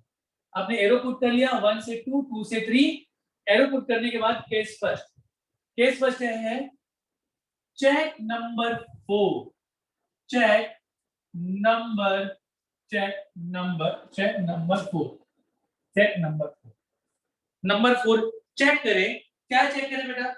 अगर नंबर 4, अगर नंबर 4 वर्टिकल लाइन में है या बिलो द प्लेन में है, तो अब आपको कौन सा केस अप्लाई करना होगा? General case. समझ पा रहे हैं क्या बेटा? ठीक है ना? If fourth priority, check number 4 क्या बेटा यहां पे लिखना केस 1 में, if number 4, if number 4 is on vertical line, vertical line। बेटा वर्टिकल लाइन का क्या मतलब होता है? Below the plane. और यस और no? Yes, sir. Yes, below the sir. Plane, इसको लिखते चलना बेटा ना, ये मैं इसलिए लिख रहा हूं, ये बाद में आएगा। अभी तो इस फिशर प्रोजेक्शन में वर्टिकल और हॉरिजॉन्टल से कहानी खत्म हो जाता है, ठीक है? लेकिन इसको भी साथ साथ लिखते चलना, ये भी काम आएगा बाद में, बैच डेस्क मेथड में काम आएगा। तो अगर नंबर 4, अगर नंबर 4 वर्टिकल लाइन में है, then apply का बेटा जनरल केस। तो जनरल केस का क्या मतलब बेटा? आप चेक करो एरो, जैसे आपको ये एरो क्या दिखाई दे रहा है, क्लॉकवाइज कि एंटी क्लॉकवाइज? Sir, clockwise. है ना, क्लॉकवाइज। तो मुझे बताओ क्लॉकवाइज, मुझे बताओ क्या नंबर 4 वर्टिकल लाइन में है क्या? No, sir. नहीं। तो ये वाला तो बेटा ये केस फर्स्ट अप्लाई नहीं होगा, ये केस फर्स्ट अप्लाई नहीं होगा। अरे यस और नो? उस ये केस फर्स्ट कब अप्लाई होगा? जब ये 1 हो गया, ठीक है ना, ये 2 हो गया, ये 3 हो गया, ये 4 हो गया। अभी देखो बेटा ये ऐसा कुछ क्वेश्चन आ गया इसमें इसको मिल गया नंबर 1, इसको 2, इसको 2, इसको 3, इसको 4। मुझे बताओ एरो कैसे पुट करूं? 1 से इधर जाऊं कि इधर जाऊं, क्लॉकवाइज कि एंटी क्लॉकवाइज? क्लॉकवाइज। क्लॉक 1 से 2 और 2 से 3। आप नंबर 4 को छिपा सकते हो, 1 से 2, 2 से 3। अरे यस और no? Yes, Yes, sir. sir. Yes, sir. तो मिला, सपोज ये वाला एग्जांपल मिला, एग्जांपल नंबर 1, जिसमें कुछ ये नंबर 1 दिया, इसको नंबर 2, इसको 3, इसको 4, ऐसा। तो यहाँ पर नंबर 4 अगर वर्टिकल लाइन में है, तो वर्टिकल लाइन में तो आप अप्लाई करेंगे जनरल केस। जनरल केस का मतलब बेटा ये एरो क्लॉकवाइज है, क्लॉकवाइज है तो इसमें इस कार्बन, ये जो बेटा इसका जो कॉन्फ़िगरेशन होगा उसका कॉन्फ़िगरेशन होगा R, क्योंकि जनरल केस क्या कहता है? क्लॉकवाइज मतलब R. क्लॉकवाइज मतलब R और एंटी क्लॉकवाइज मतलब S. एंटी क्लॉकवाइज मतलब S। क्लियर है बच्चों? Yes, sir. अब ध्यान से सुनिए। अब देखो केस फर्स्ट हो गया, केस सेकंड। केस सेकंड बेटा ये नंबर 4 ना नीचे भी हो सकता है, ऊपर भी हो सकता है, कहीं पे भी हो सकता है। वर्टिकल लाइन में चाहे ऊपर हो चाहे नीचे हो, इससे कोई फर्क नहीं पड़ेगा। अरे यस और नो? Yes, sir. तो यहाँ पर दो ही लाइन है, या तो वर्टिकल या तो हॉरिजॉन्टल। तो केस सेकंड, ठीक है ना? अगर number 4, if number 4 is on क्या बेटा? Horizontal line. अरे यस और नो? अगर नंबर 4 हॉरिजॉन्टल लाइन में है, देन बेटा reverse the answer. Then reverse the answer. Answer को क्या करो बेटा? रिवर्स करो। Then reverse the answer. ठीक है ना? देखो मैंने बहुत सिंपल आपके लिए निकाला है, इसको बाकी कई जगह पे रटते हैं कि अगर नंबर 4 हॉरिजॉन्टल लाइन में है तो अब क्लॉकवाइज का मतलब S और एंटी क्लॉकवाइज का मतलब R। तो ऐसे ही बेटा हम लोग याद रखेंगे ना यहाँ पर ना, तो हम कंफ्यूज हो जाएंगे कि कब क्लॉकवाइज को R माने और कब क्लॉकवाइज को S माने। समझ पा रहे हो क्या? Yes, तो sir. मैंने आप लोग Yes, एकदम sir. सीधा फंडा निकाला है, एकदम सीधा फंडा। बेटा क्लॉकवाइज मतलब हमेशा R ही होगा, ये मानना। क्लॉकवाइज का मतलब हमेशा R और एंटी क्लॉकवाइज का मतलब हमेशा S. S। क्लॉकवाइज का मतलब हमेशा R, एंटी क्लॉकवाइज का मतलब हमेशा S। तो नंबर 4 तो ये तो है बेटा, ये तो जनरल केस है। जनरल केस कब अप्लाई करना है? जब नंबर 4 वर्टिकल लाइन में हो। अगर नंबर 4 हॉरिजॉन्टल लाइन में है तो आंसर रिवर्स कर दो। आंसर रिवर्स कैसे होगा बेटा? आंसर रिवर्स कैसे होगा कि देखो, जैसे कि ये वाला एग्जांपल नंबर 2 जो है बेटा केस 2 के लिए है। ठीक है ना? देखो नंबर 4 आपको कहां पे दिखाई दिया? हॉरिजॉन्टल लाइन में। Yes, तो sir. जैसे ही नंबर 4 आपको हॉरिजॉन्टल लाइन में दिखाई दिया, तुरंत आपके दिमाग में आना चाहिए रिवर्स दी Answer. आंसर। तो सुनो मेरी बताओ, ये मुझे बताओ, ये एरो क्लॉकवाइज है कि एंटी क्लॉकवाइज है? Sir, clockwise. Clockwise. तो क्लॉकवाइज मतलब S. आर। क्लॉकवाइज मतलब हमेशा याद रखना, जब भी मैं पूछूं आपको नींद में जगह ही पूछूं बेटा क्लॉकवाइज मतलब क्या, तो क्लॉकवाइज मतलब आर। लेकिन हमको आंसर करना है Reverse. रिवर्स। तो आर नहीं, यहाँ पर क्या हो जाएगा? एस। आर का रिवर्स करना बेटा एस। एस को रिवर्स करोगे तो आर आएगा। अरे यस और नो? Yes, ठीक है sir. ना? हाँ तो बेटा तो यहाँ पर reverse the answer. Reverse answer मतलब बेटा क्लॉकवाइज मतलब पहले आर लिख लेना, क्लॉकवाइज मतलब आर, लेकिन आर को हम लोग को रिवर्स करना है। तो जब रिवर्स करोगे तो आर रिवर्स हो जाएगा किसमें? एस में। तो यहाँ पर जो कॉन्फ़िगरेशन आएगा वो आएगा एस। सबको समझ में आ रहा है क्या? Yes, sir. Yes, sir. ठीक है, चलो एक बार आपको स्क्रीन शेयर करता हूँ। इतना नोट कर लेकर, नोट करना चाह रहे हो तो मैं एक बार जो फिर से नोट किया है बेटा आप लोग के लिए, वो आप लोग देखना चाहो तो देख सकते हैं। इसको नोट कर लिया क्या इतना? Yes, sir. है ना? क्या क्या किया बेटा एक बार फिर से। सबसे पहले आप लोग नंबरिंग अलॉट कर दोगे, number 1, number 2, number 3, number 4। Numbering allot करने के बाद नंबरिंग आपने कैसे अलॉट किया? सीआईपी रूल के थ्रू। कैसे अलॉट किया बेटा? अकॉर्डिंग टू सीआईपी रूल, है ना? नंबरिंग अलॉट करने के बाद आपको एरो पुट करना है। एरो पुट करने के तरीका है, आप 1 से 2 जाएंगे एंड 2 से 3 जाएंगे। ठीक, आप बेटा 1 से 2 ही जाना है, 1 से 3 नहीं। 1 से 2 देन 2 से 3। इसके लिए आपको नंबर 4 को हाइड करना भी पड़े तो नंबर 4 को आप हाइड कर सकते हैं। अरे यस और no? Yes, Yes, sir. sir. Then इसके बाद हमको क्या करना है बेटा? Number 4 hide, then arrow put करने के बाद फिर हमको चेक करना है कि नंबर 4 कहां पर है। चेक करना है नंबर 4 कहां है। अगर नंबर 4 वर्टिकल लाइन में है तो हमको जनरल केस अप्लाई करना है, और जनरल केस कहता है क्लॉकवाइज अगर एरो है तो आर होगा, एंटी क्लॉकवाइज एरो है तो एस होगा। यस और नो? Yes, sir. तो जैसे Yes, इस क्वेश्चन में नंबर 4 आपको वर्टिकल लाइन में मिल गया, तो जैसे नंबर 4 वर्टिकल लाइन में मिला, apply general case. Number 4 vertical line apply general case. याद रहेगा बेटा?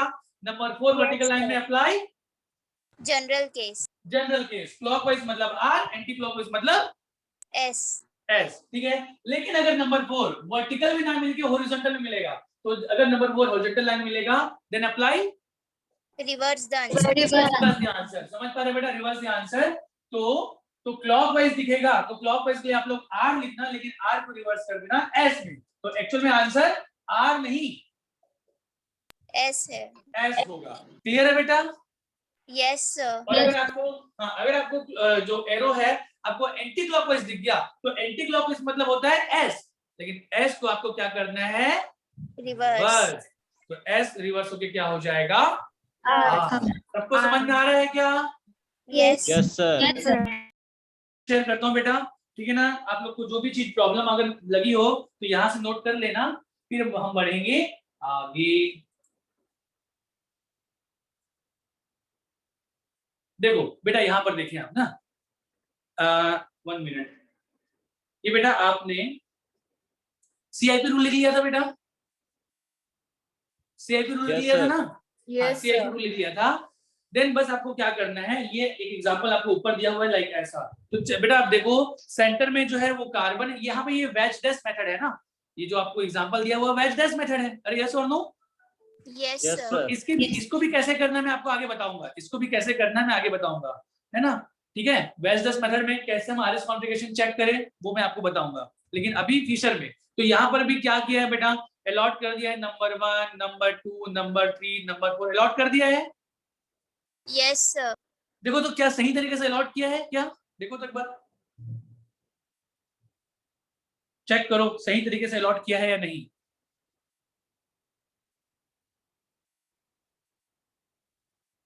Yes, sir. अलॉट किया बेटा सही तरीके से ना?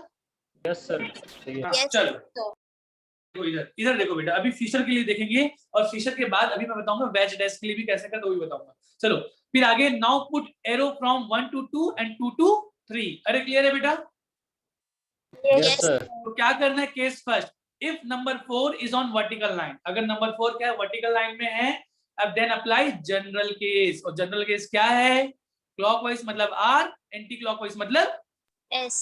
एस। केस 2 क्या बोल रहा है बेटा, if number 4 is on horizontal line, मतलब above the plane, horizontal line का मतलब होता है अबव द प्लेन, ठीक है बेटा?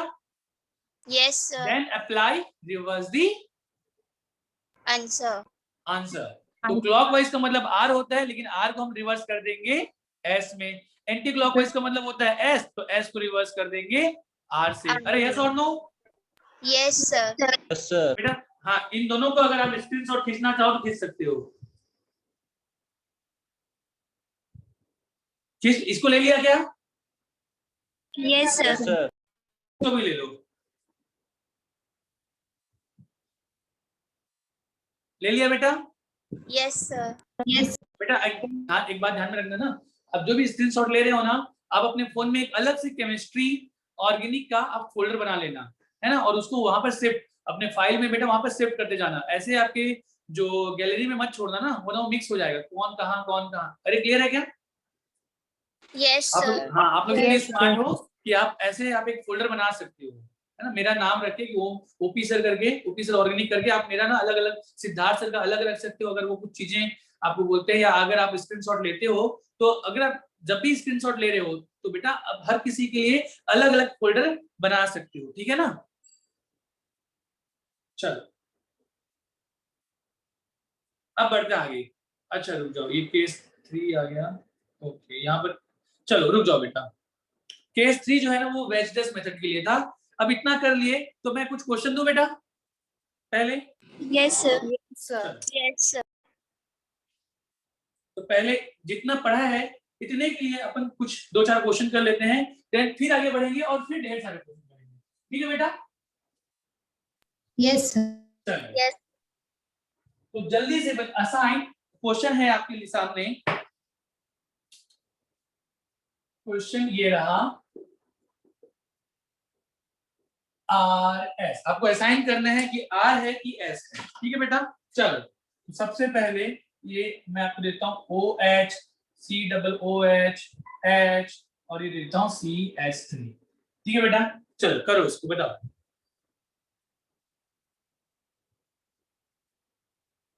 ओ H C double O H, ठीक है ना, और सी एच 3 एच, इसको भी असाइन करना बेटा, इसको भी असाइन करना।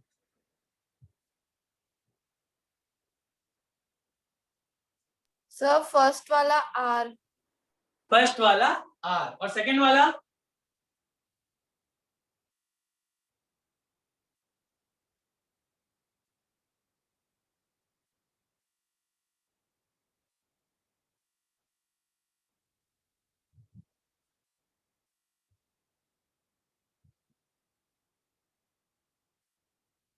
सर सेकंड वाला सेकंड S. वाला ये फर्स्ट, ये सेकंड, ये थर्ड। अब आएगा मजा, बहुत मजा।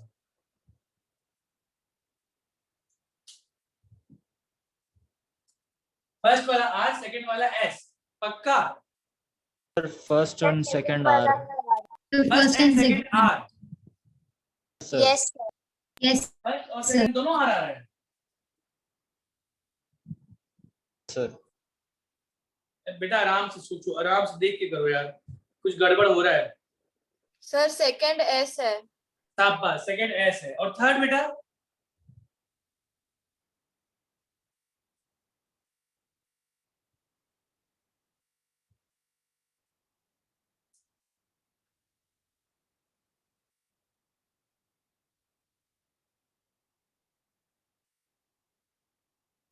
Sir S. थर्ड वाला एस। Yes sir. चलो एक बार चेक करते हैं बेटा, ना ध्यान से सुनना। बेटा इसमें प्रायोरिटी किसको दूं सबसे ज्यादा? OH. Number one. हाँ, थर्ड वाला क्या बेटा? आर। शाबाश, थर्ड वाला भी आर। चलो चेक करते बेटा, ना सुनना, मुझे बताते चलना। बेटा नंबर वन किसको दूं मैं?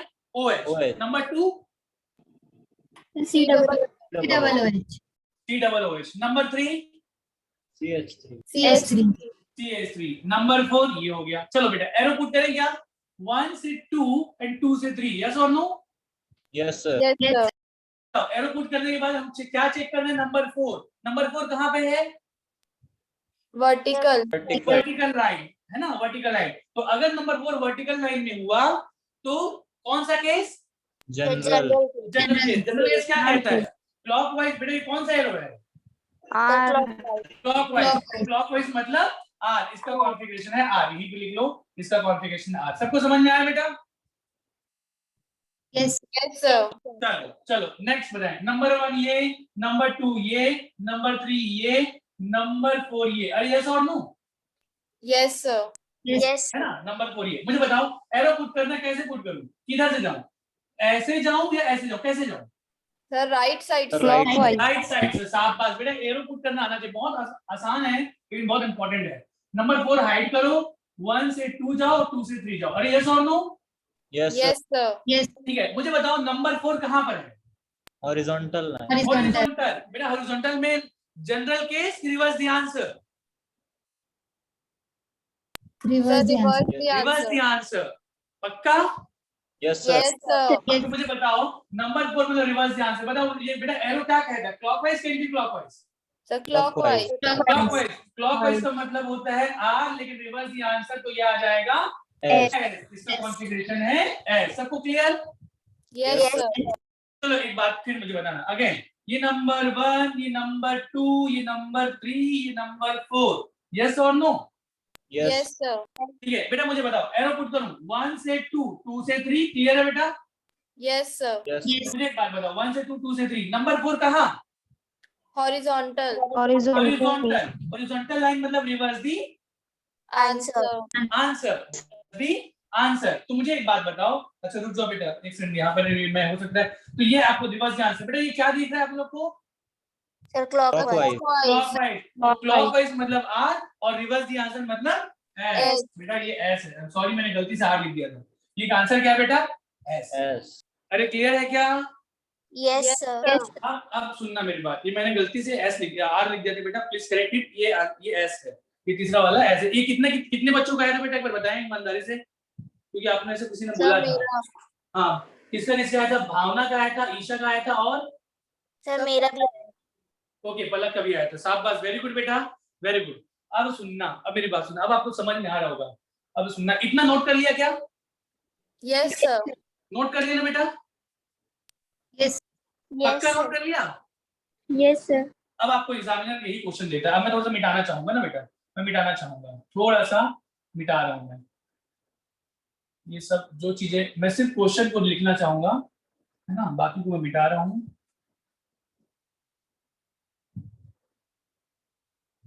देखो एक क्वेश्चन आपका आता है कि असाइन आर एस, तो आप आर एस असाइन कर दो।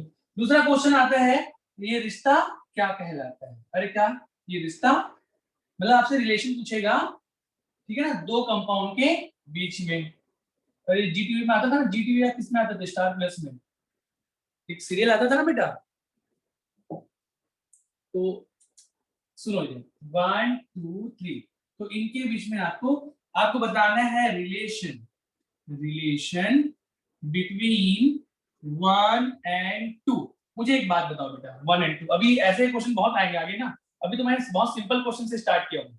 सुनना ध्यान से बेटा, अब आपको लग रहा होगा, सुनना, अब मैं पहले ना आपकी जगह पर जाकर मैं इस क्वेश्चन के बारे में देखना चाहूंगा कि क्वेश्चन ये पूछा है कि 1 और 2 के बीच में रिलेशन क्या है, और एक क्वेश्चन पूछा है 1 एंड 3 के बीच में रिलेशन क्या है, और एक और क्वेश्चन पूछा है 2 एंड 3 के बीच में रिलेशन क्या है। ये 3 क्वेश्चन है, 2 एंड 3। अरे यस और नो? Yes, sir. चलो अब आप सोचोगे इनके बीच में क्या रिलेशन है, तो इसका भी मॉलिक्यूलर, इसका और इसका दोनों का मॉलिक्यूलर फॉर्मूला सेम है। क्या मॉलिक्यूलर फॉर्मूला है कि इसमें इन दोनों में एक कार्बन है, इस कार्बन में OH भी जुड़ा हुआ है, इसमें भी OH है, इसमें H भी जुड़ा हुआ है, इस कार्बन पे इसमें भी H जुड़ा हुआ है, इसमें COOH भी जुड़ा हुआ है, इसमें भी COOH, इसमें भी COOH, इसमें CH3। मतलब दोनों का देखो बेटा, इन दोनों का मॉलिक्यूलर फॉर्मूला सेम है कि नहीं है? Yes, Yes, sir. sir. तीनों का मॉलिक्यूलर फॉर्मूला सेम है। अरे है ना? Yes, sir. Yes, तो बेटा sir. जब भी मॉलिक्यूलर फॉर्मूला सेम, इसका मतलब है कि आइसोमर है। मॉलिक्यूलर फॉर्मूला सेम मतलब आइसोमर। अरे आइसोमर का बेसिक डेफिनेशन तो यही है ना कि दो ऐसे कंपाउंड जिनका मॉलिक्यूलर फॉर्मूला Same हो. सेम हो। अब बेटा मॉलिक्यूलर फॉर्मूला सेम है, साथ में बेटा इनके स्ट्रक्चर भी सेम है, सबका स्ट्रक्चर टेट्राहेड्रल ही है, सब स्ट्रक्चर टेट्राहेड्रल। अरे यस और no? Yes, sir. Yes, sir. इनका मॉलिक्यूलर फॉर्मूला सेम, स्ट्रक्चर भी सेम। मतलब बेटा कि तो जब स्ट्रक्चर सेम है तो स्ट्रक्चरल आइसोमर्स तो है नहीं, तो अब हो ना हो ये स्टीरियो है। अब स्टीरियो में क्या है, सुनना बेटा, तो स्टीरियो में क्या होता है, सिर्फ ओरिएंटेशन का फर्क होता है। तो अब मुझे बताओ, सबसे पहले आपने देखा कि यार दोनों तो बिल्कुल सेम जैसे लग रहे हैं, मैं कैसे पता लगाऊं? मैं ना डेक्स्ट्रो पता कर सकता हूं उसका, ना लीवो पता कर सकता हूं, ना ये डेक्स्ट्रो ना ये लीवो। अच्छा ऑप्टिकली तो एक्टिव है, ये एकमात्र कैरल कार्बन, ये एकमात्र कार्बन का बेटा, इसमें single one chiral carbon present है, Yes, Yes, sir. sir. इसमें भी सिंगल कैरल कार्बन प्रेजेंट है, ये भी ऑप्टिकली एक्टिव है, ये भी ऑप्टिकली एक्टिव है। अब हो सकता है कि दोनों सेम हो, या हो सकता है कि दोनों एक दूसरे के मिरर इमेज हो। अरे यस और no? Yes, sir. Yes, sir. तो हाँ, तो अब आप कैसे बताओगे? तो बेटा बस इसको देखो, आप लोग समझ पा रहे होगे कि दोनों जैसे आप देखोगे ना, तो अब देखना बेटा, इस ये और ये आप देख पा रहे होगे बेटा, इसका कॉन्फ़िगरेशन क्या आया था? इसका आया था R, इसका आया था S और इसका आया था S। मुझे एक बात बताओ, ये दोनों आप लोग को सेम जैसे भी नजर आ सकते हैं, अलग अलग भी नजर आ सकते हैं, देखने का नजरिया है आपका। अरे यस और नो? ये दोनों भी अलग अलग नजर आ सकते हैं। आपने इसको ऐसे रखा, आपने सोचा इसको मैं ऐसे रख के दिखूं क्या, बिल्कुल ऐसे दिखाई देगा क्या? इसको ऐसे तो बेटा आप ना ये बोर्ड में ये कलाकारी तो आप नहीं कर सकते, क्योंकि इसको ऐसे रख के देखूं क्या, इसको ऐसे रख के देखूं क्या ये एक दूसरे से मैच कर रहा है क्या? मैच कर रहा होगा तो सेम होगा, मैच नहीं कर रहा होगा डिफरेंट होगा। अरे नॉर्मली यही लॉजिक लगाते हैं बच्चे। अरे यस और नो? तो इतना तामझाम हमको नहीं करना है, ये इतना खुरापात हमको नहीं करना है बेटा, इससे सिर्फ और सिर्फ कंफ्यूजन ही क्रिएट होता है। और बहुत सारे बच्चे यही करते हैं कि मैच करके देखूं क्या, ये ऐसा हो जाएगा तो बिल्कुल ऐसे दिखेगा क्या, अगर वैसे दिख गया तो आइडेंटिकल होगा, वैसे नहीं दिखेगा तो आइडेंटिकल नहीं होगा। तो हमको इतना दिमाग नहीं लगाना है, हमको चुपचाप इसका कॉन्फ़िगरेशन निकालना है। ठीक है बेटा, इसका कॉन्फ़िगरेशन आ गया था R, इसका कॉन्फ़िगरेशन आ गया था S। इसका मतलब है ये R है, ये S है, मतलब ये आपस में एक दूसरे की मिरर इमेज है। ये एक अलग मॉलिक्यूल है, ये एक अलग मॉलिक्यूल, और दोनों के बीच में रिलेशन इनेंशियोमर्स, वैसे अभी टर्म्स आपके सामने आया नहीं है। इनेंशियोमर्स होता है मिरर इमेज, समझ पा रहे हो क्या बेटा? ये अभी आगे बताऊंगा। इनेंशियोमर्स होता है मिरर इमेजेस, और कौन सा mirror images? Mirror images non super imposable मैं इसलिए बोल रहा हूं क्योंकि नॉन सुपर इम्पोजिबल तभी बोलते हैं जब वो दोनों ऑप्टिकली एक्टिव हो। नॉन सुपर इम्पोजिबल बेटा, कोई भी नॉन सुपर इम्पोजिबल होता है, इसका मतलब क्या? नॉन सुपर इम्पोजिबल का मतलब क्या होता है बेटा? नॉन सुपर इम्पोजिबल का मतलब होता है कि मॉलिक्यूल कायरल है, और मॉलिक्यूल कायरल का मतलब क्या? Sir, ऑप्टिकली एक्टिव है। अरे यस और no? Yes, Yes, sir. sir. हाँ, तो सुने, तो अब तो इनएंशियोमर्स तभी होंगे जब दोनों के दोनों मॉलिक्यूल ऑप्टिकली एक्टिव होते हैं। ये पूरी बातें बाद में और अच्छे समझ में आएगी। तो फिलहाल बेटा मैं क्या बोलूंगा कि ये दोनों के दोनों मॉलिक्यूल, ये नाम अभी नहीं भी सुने हो तो इसको मैं हटा भी दूं, इसको हटा दो बेटा, अभी इसको हटा दो, तो मैं इतना तो बोल सकता हूँ कि दोनों के दोनों मिरर इमेजेस है, एक आर है एक एस है। हालांकि सर मिरर इमेज जैसा दिख नहीं रहा है, अभी मिरर इमेज जैसा दिख तो नहीं रहा है, ठीक है ना, लेकिन बस हो सकता है कि इसको थोड़ा डिफरेंट तरीके से रखा गया है। तो यही बात होगी ना बेटा, ये पाम ऐसा है और ये पाम ऐसा है, ये बिल्कुल एक मिरर इमेज है क्या? Yes, sir. लेकिन अगर मैं इसको ऐसे रख दिया तो क्या आपको मिरर इमेज जैसा दिखाई दे रहा है या नहीं? No, sir. नहीं, लेकिन है तो मिरर इमेज ही ना। Yes, sir. Yes, ऐसे sir. रखने से ये कंपाउंड बदल तो नहीं गया? No, sir. No, sir. बस मैंने क्या किया है, आपको थोड़ा सा मतलब क्या करने के लिए बेटा, आपको धोखा देने के लिए बोल दो, भ्रमित करने के लिए मैंने इसको ऐसे रख दिया, पर है तो ये मिरर इमेज ही ना। Yes, sir. हाँ हाँ, तो बेटा हमको दिखाई नहीं दे रहा है, ऐसे रख दिया हूँ तो हमको दिखाई नहीं दे रहा है, और यही अच्छा क्वेश्चन है, हमको दिखाई नहीं दे रहा है लेकिन है दोनों के दोनों मिरर इमेजेस। तो ये दोनों के दोनों मिरर इमेजेस है। अरे क्लियर है क्या? अब आपको आसान क्वेश्चन देगा तो आसान क्वेश्चन देगा तो कैसे दे देगा, बिल्कुल इसका मिरर इमेज बना देगा। ऐसा कैसा, इधर इधर दिखेगा नहीं दिखेगा, नहीं दिख रहा है, ऊपर बनाता हूँ। आसान क्वेश्चन देगा तो कैसे दे देगा बेटा, ऐसा, ये OH ऊपर है, H नीचे, इसमें COOH को बेटा इसमें इधर है तो COOH इधर रख देगा, CH3 ऐसा। तो बेटा ये क्वेश्चन नंबर 1 था, ये 2, ये 3, ये 4। बेटा अब आपसे पूछेगा 1 और 4 रिलेशन क्या है, तो ये तो क्वेश्चन बहुत आसान है। अरे यस और नो? Yes, sir. ये क्वेश्चन बहुत ही आसान है, ये बिल्कुल एक दूसरे के मिरर में, आप इसको उठा के जब यहाँ पे रखोगे तो ये बिल्कुल एक दूसरे के मिरर इमेज के साथ दिखाई देगा, तो आप बोल दोगे कि सर ये मिरर इमेजेस है। तो ये आसान सा क्वेश्चन तो हर कोई कर लेगा, मजा तो तब आएगा जब थोड़ा सा क्वेश्चन डिफिकल्ट रहे और वो क्वेश्चन अगर आप कर सको तो। अरे यस और no? Yes, sir. Yes, sir. हाँ, तो बेटा तो ये जो था, ये ना तो इसका आइडेंटिकल दिख रहा था ना इसकी मिरर इमेज दिख रहा था। अब आप क्या करो, कॉन्फ़िगरेशन निकालो, इसका R निकल गया, इसका S निकल गया, आंख बंद करके बोलना कि दोनों के दोनों क्या है, आपस में मिरर इमेजेस है, हालांकि अभी हमको दिखाई नहीं दे रहा है बोर्ड में। अरे यस और नो? Yes, sir. चलो एक बार फिर से बेटा, एक बार फिर से सुनेंगे तो 1 और 2 आपस में क्या है, मिरर इमेज, मिरर इमेज। अच्छा मुझे एक बात बताओ, सेकंड और थर्ड की बात करता हूँ। सेकंड और थर्ड बेटा आप लोग प्लीज डेटा ना अच्छे से रखा करो, बहुत सारे बच्चों का डेटा का प्रॉब्लम होता है तो फिर वो लीव हो जाते हैं ना, डेटा सबके पास होना चाहिए। सुनो, सेकंड और थर्ड की मैं बात करता हूँ, सेकंड और थर्ड। बेटा आपको कहीं से भी दोनों आइडेंटिकल दिख रहे हैं क्या? No, sir. नहीं दिख रहे, लेकिन दोनों क्या है, Identical. आइडेंटिकल है।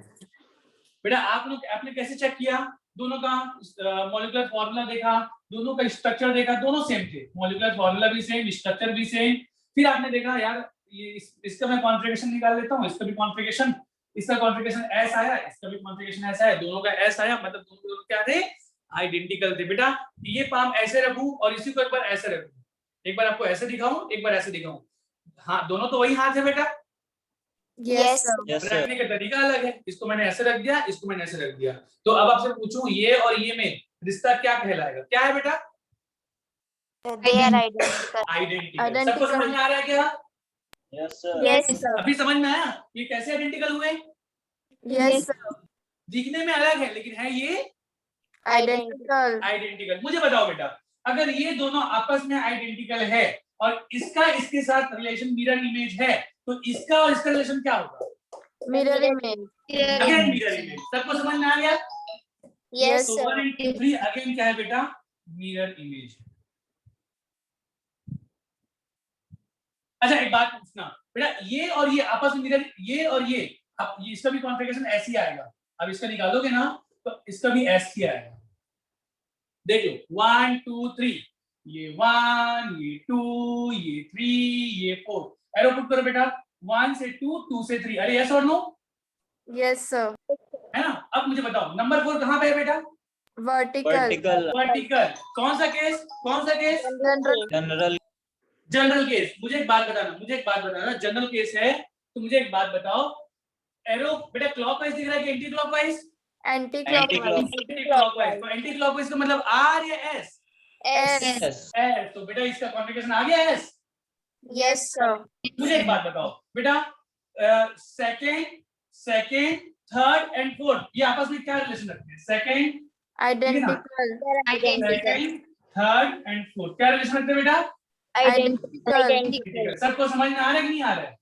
Yes, sir. Sir. ठीक है ना? तो ये कहानी बड़ा मजेदार क्वेश्चन बनता है बेटा, इसमें बहुत अच्छे अच्छे क्वेश्चन बनते हैं। तो आज तो हमने ट्रेलर है, जो आज हमने देखा ना, ये ट्रेलर है। नेक्स्ट क्लास में हम इसके ढेर सारे क्वेश्चन करेंगे और बड़ा मजा आएगा। ये इनएंशियोमर्स, चलो इनएंशियोमर्स आप नहीं जानते हो, तो इस टाइप के जो क्वेश्चंस हैं, mirror images, non mirror images, मतलब जो आइडेंटिकल है या कुछ आइडेंटिकल अगर नहीं है तो और क्या हो सकते हैं, इन सब के बारे में हम लोग नेक्स्ट क्लास में चर्चा करेंगे। और इससे रिलेटेड क्वेश्चन, एक क्वेश्चन हमेशा आता ही है और बहुत इंपॉर्टेंट है और बहुत सारे बच्चों से ये नहीं बनता है। तो ये आप लोग के लीडिंग पॉइंट होगा बेटा, क्योंकि इसको हम लोग बहुत अच्छे तरीके से करेंगे। ठीक है बच्चों? Yes, sir. Yes, तो sir. उम्मीद करता हूँ कि अभी तक ये ज्यादा कुछ नहीं हुआ है, थोड़ा बहुत ही हुआ है। अभी एक क्लास और अच्छे से, एक क्लास क्या, 1 से 2 क्लास अभी और लगेगा। ठीक, कम से कम 2 क्लास और लगेंगे इससे बहुत सारे क्वेश्चन करने में और डिफरेंट चीजें और समझने में। तो उम्मीद करता हूँ कि कम से कम इसकी जो आज की क्लास है ये आपको समझ में आई होगी। आई बेटा? Yes, sir. Yes, तो प्लीज sir. इसको अच्छे से रिवाइज करना। कोई डाउट है तो मुझसे अभी आप फिर से पूछ सकते हो। ठीक है, नेक्स्ट क्लास में हम लोग इसको और अच्छे से करेंगे। Yes, sir. ठीक है क्या बेटा? मैं, है ना, सबको समझ में आ रहा है क्या? Yes, sir. Yes, sir. चलिए, तो आज की क्लास हम लोग यहीं तक रखते हैं। अगली क्लास में मैं कोशिश करूंगा बेटा कि कल ही मेरी अगली क्लास हो, तो इसको हम लोग कंटिन्यू करेंगे। ठीक है बेटा? Yes, Yes, sir. sir. चलिए, थैंक यू सो मच, मिलते हैं अगली क्लास में। Thank you, you, sir. Thank you बेटा, थैंक यू सो मच।